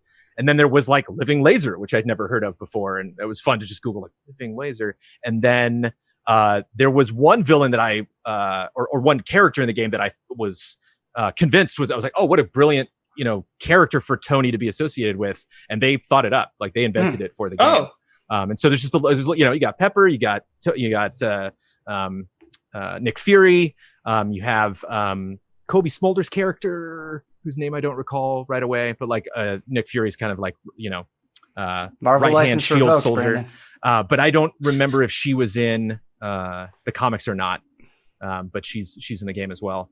Not a ton of adventure talk. I would have thought going to some of these areas there would have been like at least just say the word, Thor, but they don't really. It's really, really just focused on Iron Man. Whereas even Spider-Man kind of joked about the Avengers. You go by Doctor Strange's building. Like there's a little bit of those nods. The Avengers Towers in that game. Right. Yeah. But there's a lot of Tony Stark stuff. There's a lot of fun. There's two parts of the game where you get the glasses and you get to like snap the glasses and then slide them on. Okay. That like highlights stuff in the environment. Cool. And so it's just kind of neat because you remember like, oh yeah, he's always wearing those glasses. And so it's neat to like analyze stuff and in some of the environments that you're in that it will explain, what some of the objects are. The characterizations were like, okay, it's kind of like the new Avengers game where it's just it's a tough thing to do to kind of turn around an Iron Man that will be interesting in 2020. Pepper is like very sassy, I definitely think there was just kind of like a reserved performance from Gwyneth Paltrow, that she was always kind of the one that was like, kind of let Robert Downey Jr. go off and be nuts. And she's like, no, I have to run the business. And like, that kind of they had a great, they were a great pairing, I thought, just personality wise, where it's like everybody's sassy, like Pepper sassy, Fury sassy, Tony sassy. So that didn't necessarily take things like emotionally to new places that I hadn't been to before. And you go back to some environments like 6 times. It's like, no, 6 Malibu again. No, so if only we could go back to that first level of Orcs Must Die. I know it just doesn't have the same, it doesn't have the same gratification. So Brandon, that was a bit of a bummer. I feel like what you're describing and like what I would naturally be worried about with an Iron Man VR game, like it sounds like a blast, but again, thinking of like, oh, is it reading my movements right? A cat is joining us, by the way. Nice. Oh, nice. Dun, dun, dun, is it reading my movements right? Like, is it tracking my head correctly? Like, just the responsiveness and the accuracy of the technology itself, I think, would be a natural concern. How did that handle for you? That was great. There are only 2 things that kind of caught me up is I played it standing. I was like, oh, it's going to be PSVR. I can just play this on my desk. And I was like, wait, no, I have like right when the game starts, they're like, extend your arms to either side. And I'm like, uh-oh. Like, okay, never mind. Yeah. And they actually like measure like how long that is. And then they determine like where they're going to place your hands in front of you. And the only 2 things that were tricky for me were, that, just getting into an open space, you're standing. And so sometimes it's like simulating Iron Man when he goes like jets from the boots and jets from his hands straight out. And obviously you're standing. And so, that's just a matter of, just getting into the mindset of the character. It's just kind of, you're always in hover mode, as you're playing as him. And, I would, love for this to be on Oculus Quest someday, because it'd be really fun to play this without a wire, because they have on the way it controls in the Move controllers is the top right button and the top left face button move the camera. And boy, it was really trick editing the review, because that is not fun to watch when you are like watching a video of somebody playing. When you do it yourself in PSVR, it's fine. But like when you watch someone do that, it's like, I know I'm going to do it. And so I'm going to like skip ahead and swerve my head at the same time. And it's just extremely jarring, like to watch someone else do it or watch a recording of it. But if you were just in Quest, it'd be interesting to just spin the whole time. So if I'm racing, I can just do this, like I don't have to like, okay, move the camera 20 degrees or however it shifts every time you press it. I got used to it. It was just something that I'm like, that would be a little more freeing if I didn't have this cable running between my legs. I ran into that dilemma reviewing Half-Life Alyx, where there were multiple movement options, and the one that like felt the most comfortable, like I can actually enjoy this game playing it this way, was the teleport option. But it's like, watching video of that's way less interesting and easy to follow than actually full smooth motion. And so, that has, we don't do a ton of VR coverage, but we do run into problems like that, which is interesting. Weird thing, this has nothing to do with the game, but like weird thing about the PSVR, it tends to go real high. So in the shot in my review, when you see me say like, oh, and Living Laser's a fun character that they added, his feet are cut off and like they were not. Like I could totally see him head to toe in the actual game, but there's weird, like something about the bottom of your perspective in PSVR that like, so I think I remembered that there was some game I was reviewing that I was like, I think I recorded some footage, then watched it. And so I always kind of like reviewed the game with like my head down, just so everything would be framed. That reminds me of like how game trailers used to have to do Vita reviews, where it was like, okay, we don't have direct feed, so we have to like hold the Vita like this. Oh, man. Clamped to a large boardroom table. Yeah. And just progression wise, it's, you unlock skins. That's really fun for each level. When Iron Man's face pops up in the HUD talking to other people, he's wearing the skin. So that was a fun little detail. And you are like standing in front of the suit in his garage when you're like, okay, bring up thrusters, and then like the panel comes up, and so it's fun to customize stuff. And there's not, you kind of have to decide what you want to do, because you can craft something. So it's like one of them was just like a machine gun on one hand, and then once I craft that, that's it. There's no leveling that up after the fact. I just basically like, do I want that on both hands or just one hand? And so I got to a point about halfway through the game where I'm like, I'm good. This is, there is more stuff I can unlock, but it doesn't sound like my type of play style. Like I think I'm set on like my Iron Man. And so it was neat that they gave you options, but it wasn't the kind of thing where it's like you're constantly going back and more points into strength, more points into thrusters. It's like, do you want your thrusters to have better max speed, or do you want them to accelerate faster? It's kind of like Mario Kart. It's like you're swapping wheels out. It's not like there's no right answer. It just kind of factors into your play style. Big boy top speed. How long is the game? It's not that long. Okay. I think it was like 2 nights that got me through it. I haven't revisited PlayStation VR in some time, but I feel like compared to Index, I feel like I do struggle with VR sickness, and it tends to be worse with PSVR than it is with PC headsets. Was that an issue for you? Because I know you're pretty acclimated to VR at this point. The only stuff that gets me is just because it's it's that reviewer life, where it's like I got to put 6 hours into this thing in one run, and it's like, like your eyes just, they can't handle it. And it's tough too, because like we're starting and stopping recording clips, and so I'm like, okay, mission's done, and then I can like move the headset up and like go over to my desk and like stop. Okay, Jones, again. And then like it's like sitting on the bridge of my nose, and then I'm like, all right, okay, put it back on. Jones, I've reviewed 3 VR games. And man, capturing for that sucks. Yep, a little tricky. It's so lame. I love, because when I was reviewing Half-Life Alyx, I love the awkward moment where you hit like record clip, right? And then you put your headset on, and then you're like, okay, I gotta stop the clip. And so you like lift the headset up and you kind of wobble over to your computer. Every clip has 20 seconds at the front and back. Yes. It's just garbage. Yep. It's just like Alex's head fell off.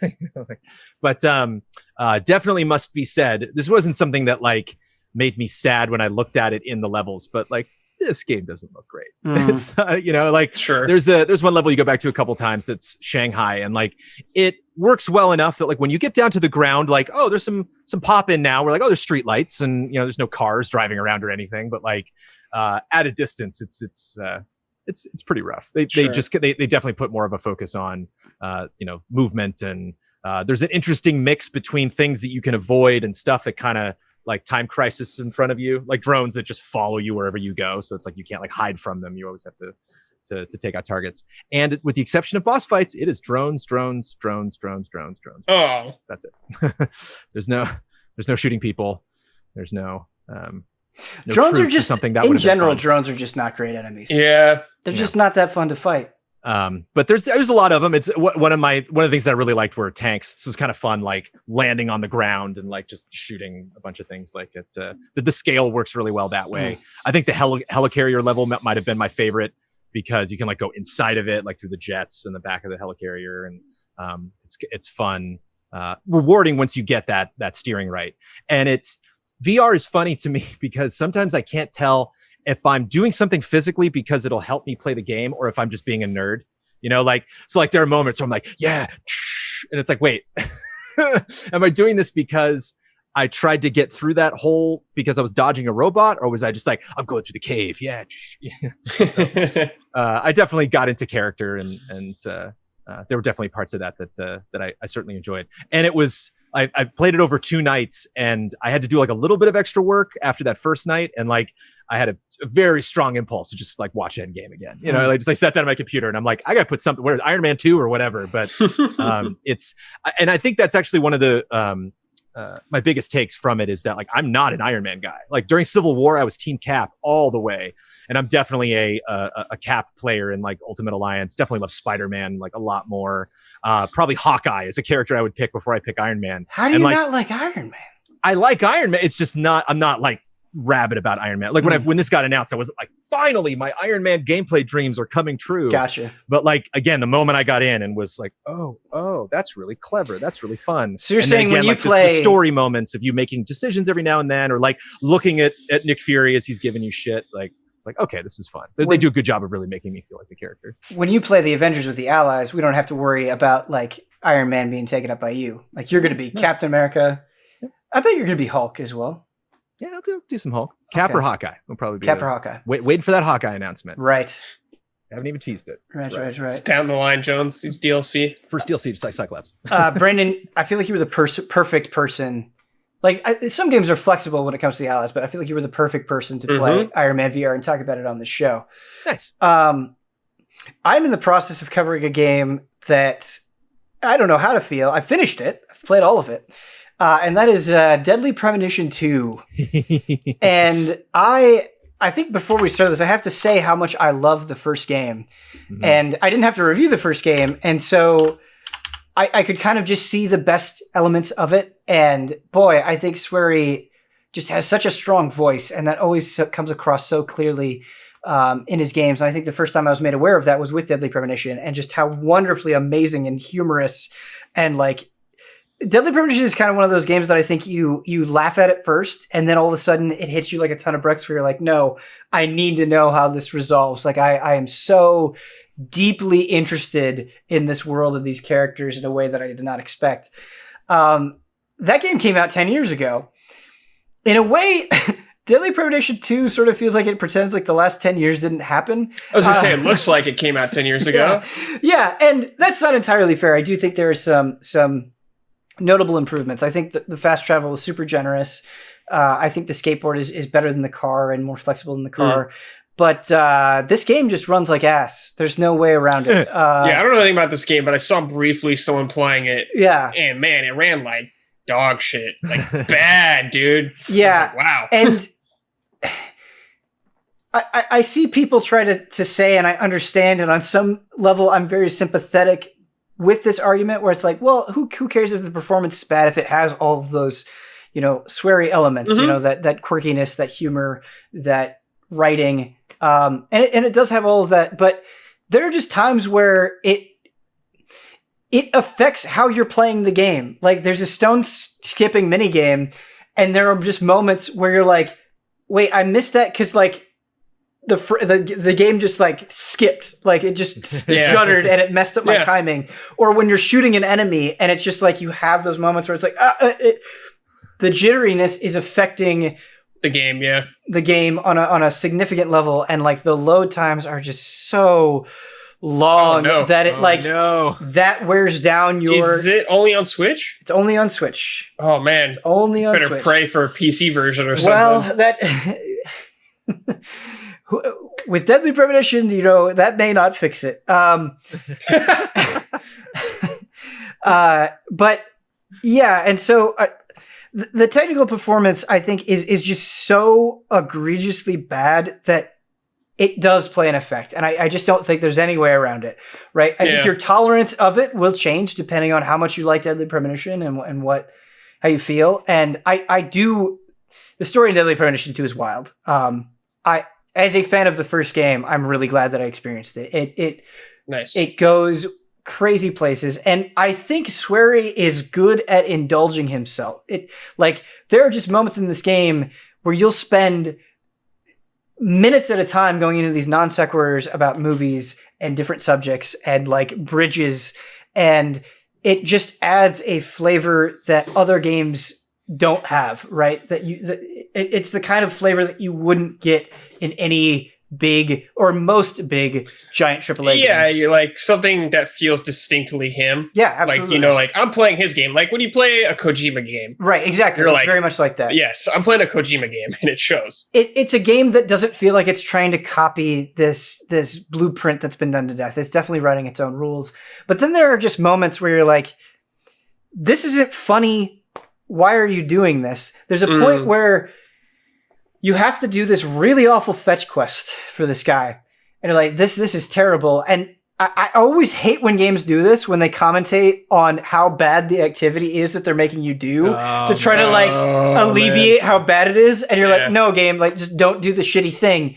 And then you go and you do this fetch quest and they're like, actually, why don't you run around the city and get these 3 other things? And you're just like, why? This isn't funny. It just feels like it's inflating things. And there's a lot of that. There's a lot of like there's a ton of side quests. There's a ton of charms and things that you can go out of your way to find materials for to craft. But why do that when there are 3 enemy types in the entire game, basically? 3? I think there's 3, well, not including bosses, but like I'm pretty sure there's 3, but even if there's not 3, there's so few and they're so easy, you don't need to get any upgrades at all. Like, the game is so brain dead simple when it comes to combat that there's no reason to equip these charms or do any of these side quests that are completely meaningless and just like total filler. And so it's frustrating, and you're like, why are these things in the game? Because there is so much goodness, and the framing device is really, really cool, where it's both a sequel and a prequel, where you will kind of begin and end chapters in 2019, kind of way past where the first game took place, with these new characters who are phenomenal in their own right. Aaliyah and Simon are really, really great, and it's fun getting to know them. And they perfectly blend into the world of Deadly Premonition.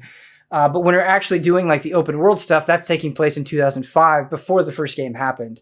And bouncing between those 2 time periods and having them inform each other is great. And it actually does a pretty wonderful job of building the mystery and leaving you hanging. Like once things ramp up, I think you want to know what's going to happen, and it pushes you along really, really well. It's just, this game gets in its own way in like a really mesmerizing but completely confusing way. It's a brilliant game that just like is happy to take a shotgun to its own foot. And it's a hard thing to reconcile with, because I had a great time. Like at the end of the day, as a fan of Deadly Premonition, I had a great time. I think fans of Deadly Premonition should totally play this game. But I also feel like I can't just hand wave away all of the rough edges. And I do think the rough edges are part of the charm, but they're also rough. When does it become like, when does the charm wear off? Right. And I think your talents will vary, but I hope if there is another Deadly Premonition game that they find a way to meet in the middle, where they keep the charm, but maybe don't make a game that sometimes runs at 6 frames a second. That'd be nice. Crazy. But yeah, I do think, just to, whenever we get some time, which is probably never, but I think Deadly Premonition 1 is available on so many things that I encourage people to give it a shot. Yeah. No pressure, of course. It's like something I wanted to play for a long time, Yeah. But I don't know when I'm going to get to it. Yep. Totally. It would be a good thing, I think. Like, I love the way that Ian and Don did it. And if you haven't checked out those streams, by the way, this is a great way to promo them. Plug it. They played all of Deadly Premonition 1, and I think they have the perfect personalities for playing through Deadly Premonition 1. And I've done some 2 streams with them for Deadly Premonition 2. And like, even if you have no interest in the game, the humor and bizarreness of the game, as well as just being totally laid back and chilled streams, really good combination, I think. Yeah. Not as good as this HOTTAKE, though. Oh, my God. And we're going to bring up an old chestnut, I think. Something that has been talked about before, but I think recent games have really made me question it again, and that is the power of Metacritic. So Metacritic is still, I think if you go and you look at video game discussions, whether it's on Reddit or your forum of choice or wherever that is, or Twitter or social media, like people are still very focused on scores, right? Like The Last of Us Part 2 getting so much praise, and it's Metacritic, right? Anything in the 90s still grabs a lot of attention. But I think more and more it's painting an inaccurate picture of like what the field of criticism actually represents. Like a lot of the most critical reviews for Last of Us Part 2 were unscored reviews. And some of those are represented on Metacritic, but they don't play into the part that everybody is paying attention to. And I think another layer of this is some of the most relevant and viewed criticism of a game is from individual creators on YouTube. And that is not necessarily getting any recognition on something like Metacritic either. And so it just seems like something the community is giving a lot of attention to, but is also deeply, deeply flawed. And I'm curious to know if you guys have any strong feelings on it. Yeah, I learned more and more about Metacritic. I watched that a lot of Pierce video, and that was like when she said something, I'm like, I never knew that. What? Which is Metacritic like just scores games from some outlets. Basically, they like read the review and they're like, it sounds like an 8. And like, they seriously do that? Like, damn, that's messed up.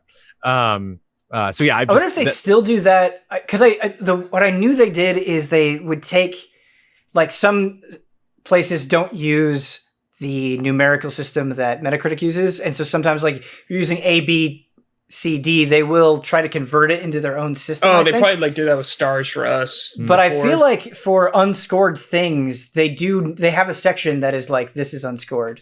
Right. Oh, okay. Yeah, the problem that you're describing, Ben, or just the challenge of understanding after a game comes out, kind of what is the consensus? Like, what does everybody think?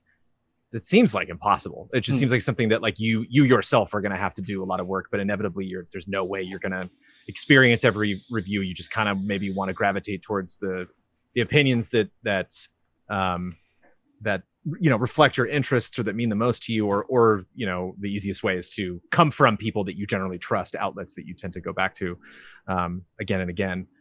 I have never had a bad problem with scores because I've just been involved with them for so long. They've always been a part of the system that I've used for reviewing games. And so maybe that's just something I need to step kind of outside the box, and look in. I definitely understand people that have, dropped the scores. But the trick is when the people are like, yeah, we just kind of want, we would prefer to just write like an 8-paragraph thing and have that kind of sum up what we're thinking. And it's like, that's cool, but there's no guarantee that the developer's going to read that. There's no guarantee that a lot of people are going to read that, or that, maybe a soundbite or two from that is going to go out.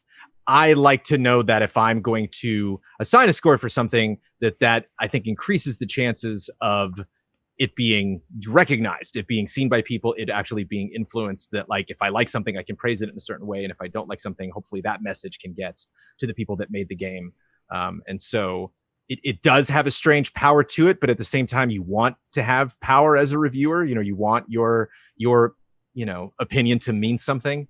And so it's a hard thing, for me to disparage and kind of thumbs down, because it's worked so well for me creatively and business-wise for so long. I think it's a useful tool. It's not perfect though. Just like you said, it's messy. Yeah. It's just frustrating because the ways in which it's broken feel severely broken. Like user reviews are a good example. And I think there's like multiple layers to why this is bad, where a lot of people, like, you go and you look at user reviews on Metacritic and it's either people giving something a 0 or a 10 with very little in between. Yeah. A lot of that, yeah. A lot of people just have some sort of targeted effort against a game, and so they're just review bombing it for no reason. But if you're aware of that, right, and you're kind of part of the conversation, you're very plugged into games, that is something that you're like, okay, I know why this is happening, that I can disregard that information, right, because it's not really being fair to the game. But I think the Metacritic is most useful, I think, to people who don't have time to read a bunch of video game reviews or simply don't care, right? Where it's just a a minor hobby that they have, and they might get on Metacritic to see what something is and not be aware of like, oh, there are unscored reviews that are more critical, or, oh, what's up with this user review? They may not know what review bombing is at all. And so I think just how it's communicating information could be a lot clearer. I think it's like Rotten Tomatoes, how people just like to see a bunch of opinions real quickly. Right. They like to see, but like a ton of people's opinions summed up in one quick thing that's easy to see and easy to understand. But like a lot gets left out of the review. Like when you talk about a lot of things, like you may give a game a score, but when you actually read the review, you understand where they're coming from and like why they're actually doing this and get a great understanding. But if you just look at a score, you might miss out on a lot of that actually. Right. And the score conversation is as old as time, but I at least from my perspective, I think having shorthand is okay. I think, having your thoughts put into a number is okay. But I just think, I don't know, you bring up Rotten Tomatoes, and it is like Rotten Tomatoes is a good example because that plays into marketing so much now. Like when you go and you buy a Blu-ray, right? Like they'll have like on the front certified fresh. And I think it is useful as a tool to have these aggregate sites. But again, I just feel like it's only useful if they're painting an accurate picture. Whereas like The Last of Us 2 is a good example, and why I'm bringing up this conversation that people have had to death again, because I think there was a more critical conversation that like a certified fresh score doesn't necessarily represent. Like it wasn't giving somebody an accurate depiction of how people feel at large. And I think reducing it is like there has to be a way to quickly give people that information while also kind of cluing them in on what is surrounding a game, more than just like it's a 94. And it's like, well, it's a 94 if you don't include all of these other voices. Yeah. That I think if you're looking like, if you want that kind of perspective fleshed out, you have to put in some time and do a little bit of homework and actually research it. But I think if someone just kind of like looks over something real quick, they're going to miss out on that. Yeah. Brad, as somebody who has been doing a ton of reviews, but hasn't been doing it maybe quite as long as some of the other allies, has your feeling on scoring changed at all over time? Like my ideal scoring system is 100 point. I know like it's very like subjective and like whatever, but sometimes I just for like myself, I feel like even like 1 point difference can make it feel even more accurate to me. But at the end of the day, like you can get close enough. Like there's been so many times where I've been like, man, I could either give this game this or this, but I kind of want to fall in the middle. Right. But I lean a little more towards this way than the other way, so I want to go on this side of the fence, I guess. Gotcha. And you want more granularity in that score. Yeah, but it's like it doesn't, like if you do your job right, which we hopefully can do, is we can get our point across at least well enough for people to understand that where we're coming from in the review. Right. So yeah, to me, like I just love having the flexibility, but it's not like a huge deal breaker, I guess. Something that I think changes with me over time is, is a 7 or an 8 the same to you now that it was at the beginning? Like, has your opinion on how you evaluate things changed in that sense, where like an 8 game is not necessarily what an 8 game was to you 2 years ago? Maybe, yeah. I guess it could be like, because what's really hard is like certain numbers mean different things to other people. Yeah. Like a 7 to us is like good. Yeah. Like we like this game, but it has some flaws. But like some people, that means it's like not good or whatever, Like a 6 could be like decent. Like you're having a good time with this game, but it's got a lot of problems. But there's some stuff here. But like some people think that's like trash. Some people I've seen get mad, kind of that game journalists don't really use like the whole scale, I'd say a lot of times. Right. But in our case, I feel like it's because we don't play or we don't review a lot of games that are actually fall into that category. Like if, like rarely do we do a game for review that I feel like is a 2. Rarely. Like when you did Fallout 76, Like that was a big game, and that was like a bad game, so you gave it a 2. It was the 2-iest 2 game I've ever played. Yeah. The whole scale argument is interesting, and I do think people have a point. But it's the other thing that you have to think about is like how the audience is conditioned, because a lot of times I will see comments of when we give a game a 7, which we do like and think is very much worth playing. Like, I can't believe you gave this such a low score. And that is how the audience is conditioned. They're conditioned to think that way because a lot of outlets review things in similar ways. And so that's something you have to think about as a reviewer as well. Is like, I need to use a score that will most accurately convey my feelings and will be understood by the audience, right? Yeah. You don't want to give something a score and have everybody be like, you hate it if you didn't hate it. And so that you need to find the number that gets that across. But Brandon, something that I'm really interested about is you are involved in every review, every single review that gets done. And a lot of the allies, the majority of allies aren't. So a lot of us don't know what the review is going to be or what score a person is going to give it until it's live. You know, sometimes that's not the case, but you are. Is there ever an impulse to be like, this does not line up, like this script and this score, or like this isn't coming across, and you kind of hold back because you're like, I'll let Bloodworth and the reviewer figure that out? Or I guess like it would be hard for me, I think, to resist the temptation of putting input in, I guess, if I was reading every script.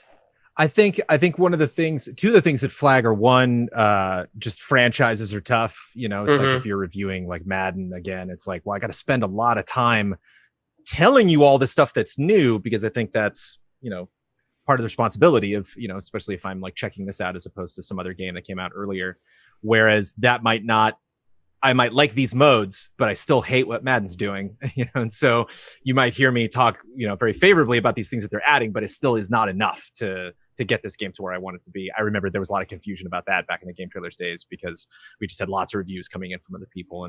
And I think even just games that are new, I think it can be difficult to, sometimes I see a review full of information and not necessarily opinion. And so sometimes a lot of that is reserved for like opening paragraph, ending paragraph. It's like the opening paragraph will be like, this game's fun, but it's just super repetitive. And then the middle part talks about all of these great things the game's like could have done. You know, it's like the setup's really great. And so like the attitude is kind of positive. And then when you get to like the last 2 paragraphs, it's like, but the graphics suck and it's super repetitive.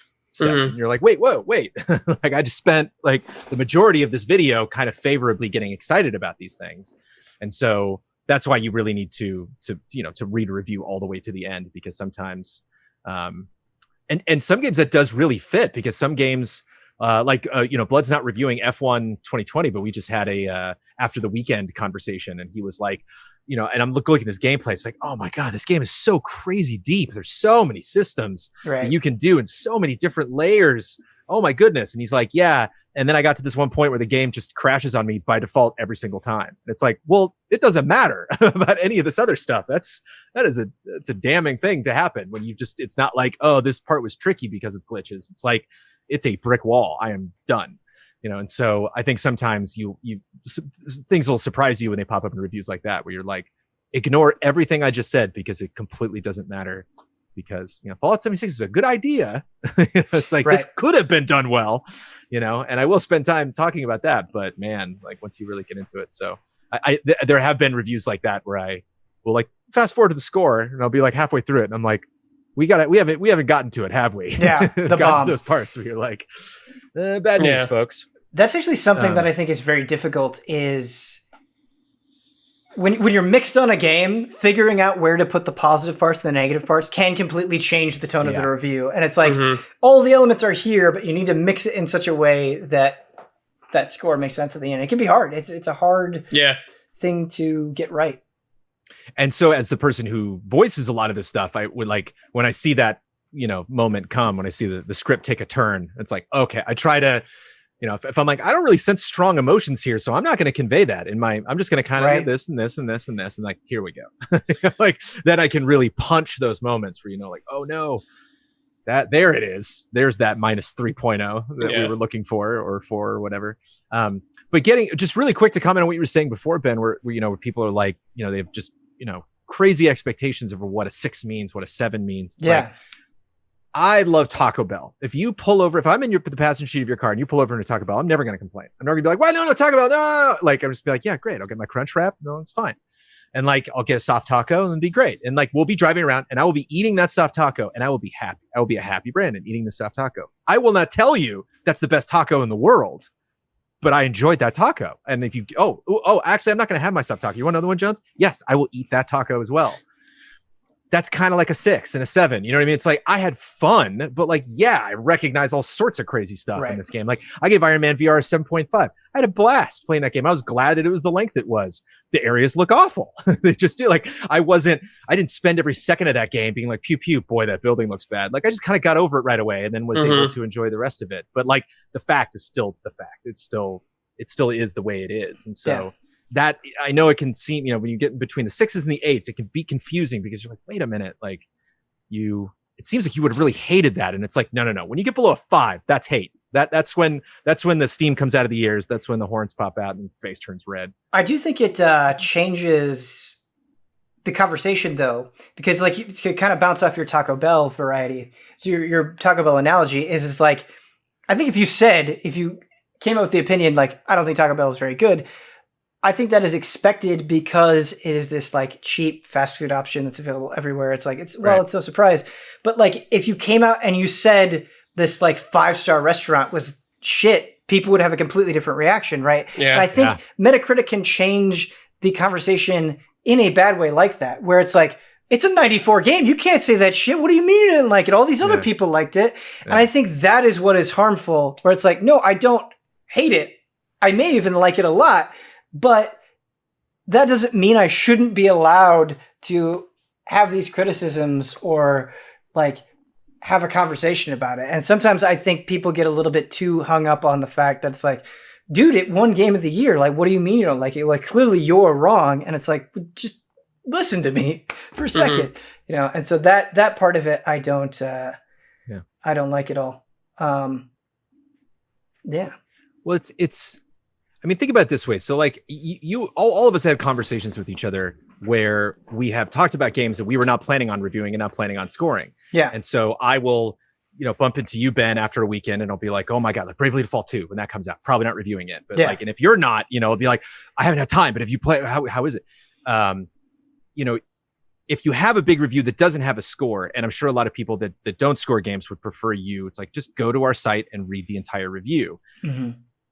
You might have a long explanation of how you thought about a game, but still when I would approach you and be like, how is it? That the first sentence out of your mouth is going to inform the rest of this thing that you tell me. Like, just even if you pause, even if I'm like, how is it? And you're like, okay, here we go. It's like, and I think that's what's missing still, even if there's no score, it's like, I just see this 800 word piece and it's like, good. But what? Right. It's like, just at least, because what I love to do after I write a script and finish something, I love to find the lowest score. And I always read that review because I'm just so curious. I'm just like, I want to hear what you thought this game was. Definitely. Because that really kind of helps inform, like, not necessarily what the right decision is versus the wrong decision, but just how different opinions can be. Someone will think about it. Different people can approach art, or maybe get in the mindset of like what their expectations were for that series, or maybe what mood they were in at the time when they played the game. And it's tough to track that stuff down when you have review, sites that are just kind of like, read the whole thing. It's like, I don't have time. Right. I need a little more information to find the reviews I want to read, and not just read everything to then later, that was the review I should have read. So, but it's messy. It's messy. I'm never going to work for Metacritic. I got no answers.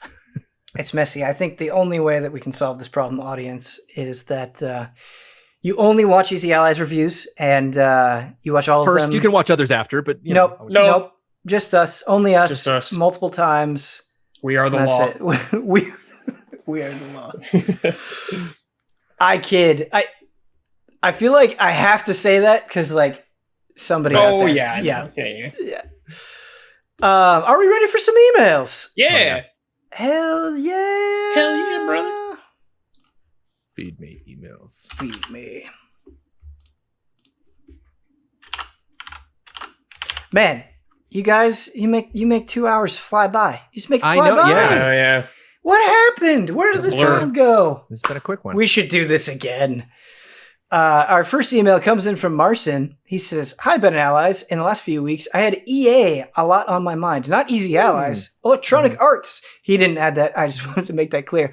I know EA took a pretty big hit with Anthem last year, over 350 jobs lost, mostly in marketing. And we got a chance to talk with somebody from EA here in Germany who was very sad, angry, and frustrated losing his job after 14 years at the company. Oof. That makes sense. Since the launch of Jedi Fallen Order, I realized that in the last few months, EA did many things pre-Anthem EA would never do. They released the source code for Command & Conquer Remastered and even other Command & Conquer games. They started releasing EA games on Steam again. With Star Wars Squadrons, they are bringing out a multiplayer game with crossplay and VR and no microtransactions. They're committed to releasing more games on Switch in the future. To me, all of these points are EA trying to get a better reputation. While none of these points individually are anything special for any other publisher, this whole generation, EA was really never trying that hard to get rid of their crappy reputation. My question is, do you think EA could win this uphill battle next generation and shed their standing as the worst publisher? Do you think it is even possible for EA to have a redemption story like Capcom? Thanks for everything. Stay positive. Oh, Marcin, not Marcin. I'm sorry. Marcin. Thank you, Marcin. What do we think on EA and their uphill battle? I think they've shown some progress with like the lack of microtransactions, a lot of their big games, and like them publishing good games like Fallen Order and stuff. But there's still all the wonderful microtransactions in a lot of their games, especially like their sports games. And I just see stories about people suing EA, like countries getting involved because of their gambling practices and stuff like that. It's just like, man, you do some really cool stuff, but I don't like everything you do. But of course there is a hope for them. Like they can become a better company. They've done better things, but especially if another company does something way worse than them, like, man, people hated Blizzard for a long time. People still hate Blizzard because they did a lot of dumb shit. So it's like, man, someone can easily take over that. I think the difference between EA and other redemption stories, though, is EA has been kind of the punching bag for so long and so consistently that it's almost become like part of the culture where it's like, oh, like... I'm making this oversimplified because they have earned their reputation. I do believe that. But part of it is like this, like, oh, you're a gamer because you know EA sucks. Haha. Like it's almost part of like the language in a way.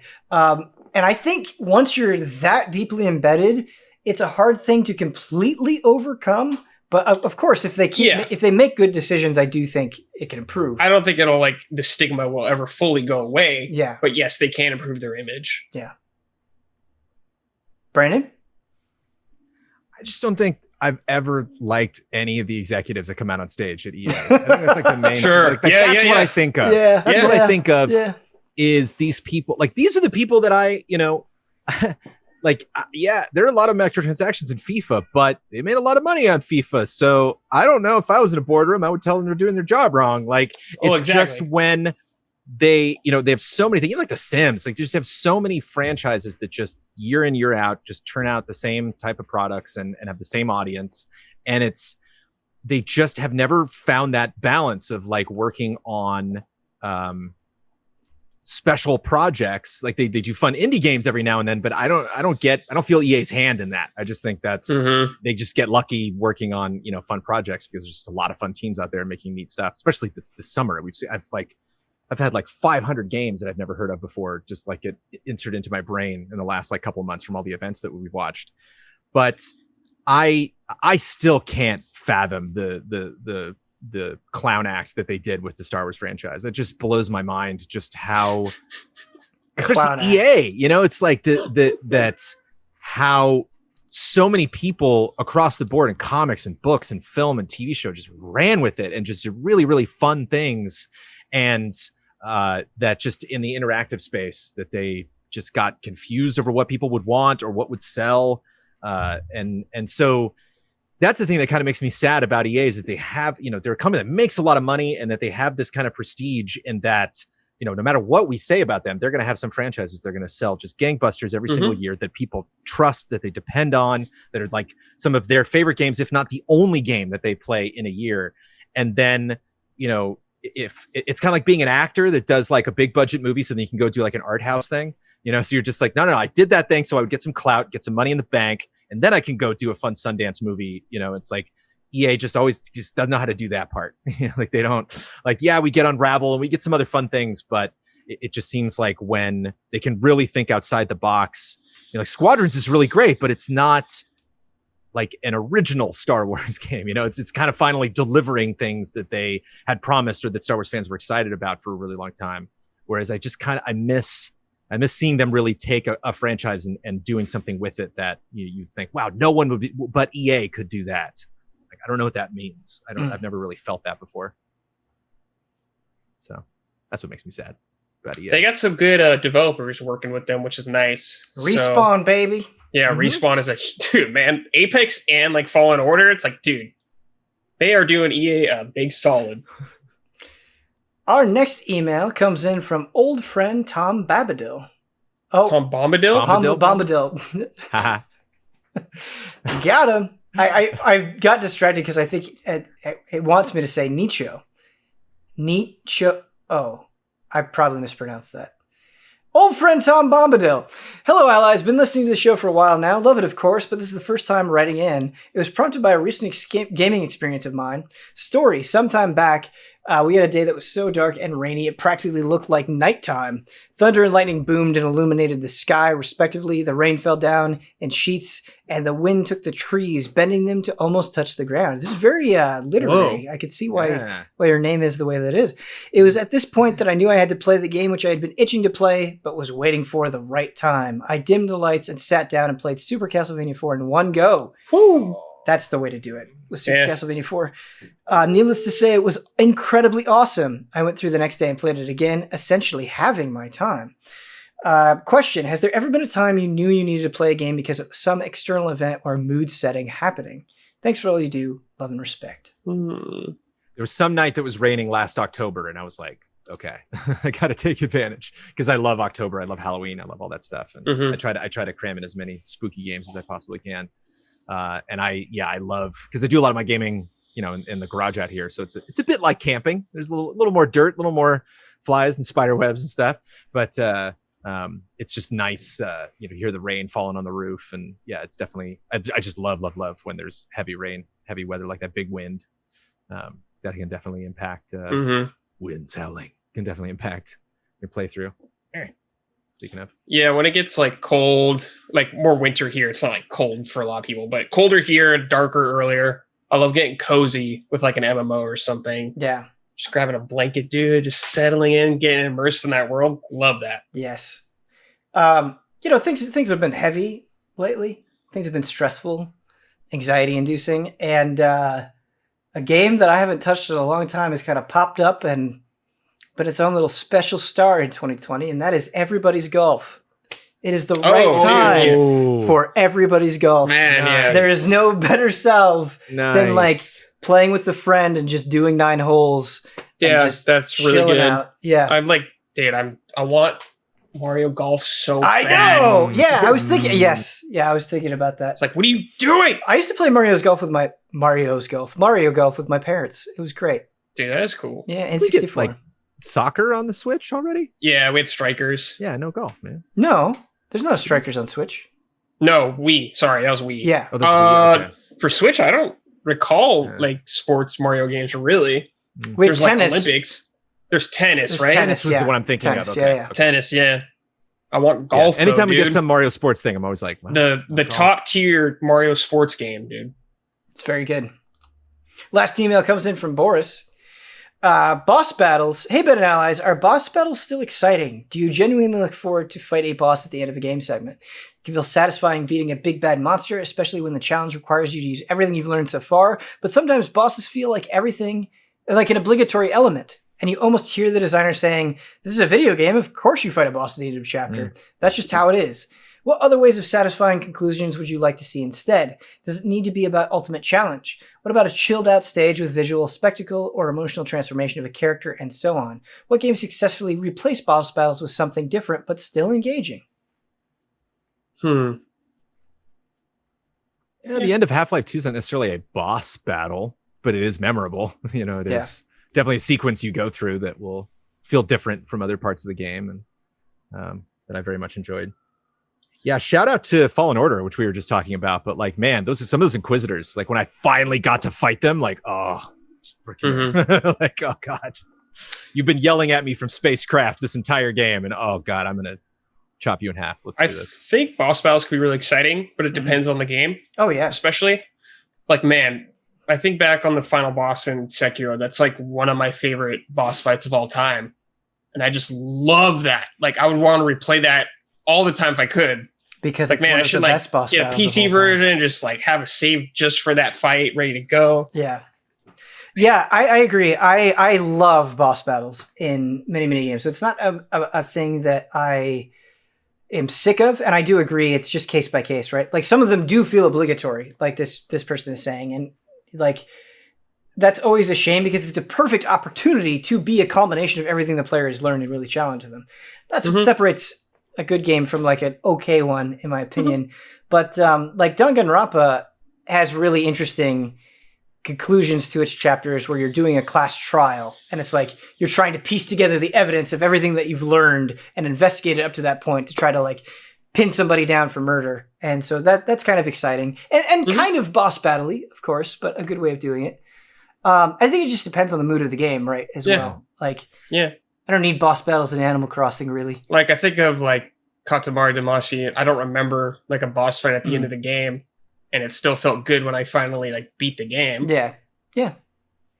I always think, whenever I think about Bloodborne, man, those bosses were fun, but those hunters were... Oh, my God. Yeah, the hunters just in the streets. Because some bosses, I would be like, what am I missing? There's some mechanic that I just don't understand. And then I would like come to work and you guys would be like, oh, you need this item or you need, it's when they do this attack. And it's like, oh, thank you. Okay, that was the thing that I was missing. Whereas with each hunter, it's like, you just got to not die, man. You just got to, they are you. They can do a lot of the same stuff you can. And so you just got to move a lot. And anytime I would see those, God, I would just hunker down. I would almost kind of like, expect to die like the first couple times I would play Souls boss where I'm just like, I'm gonna do this to die. I'm gonna do this to see where the weak spots are, to see where what attacks do what damage and how much range I have and so on. Whereas like every time I would just spot a hunter, I'd be like, okay, let's do this. And, like, I'd probably get taken out the first couple times, but I was definitely way more committed to killing him. Loved that.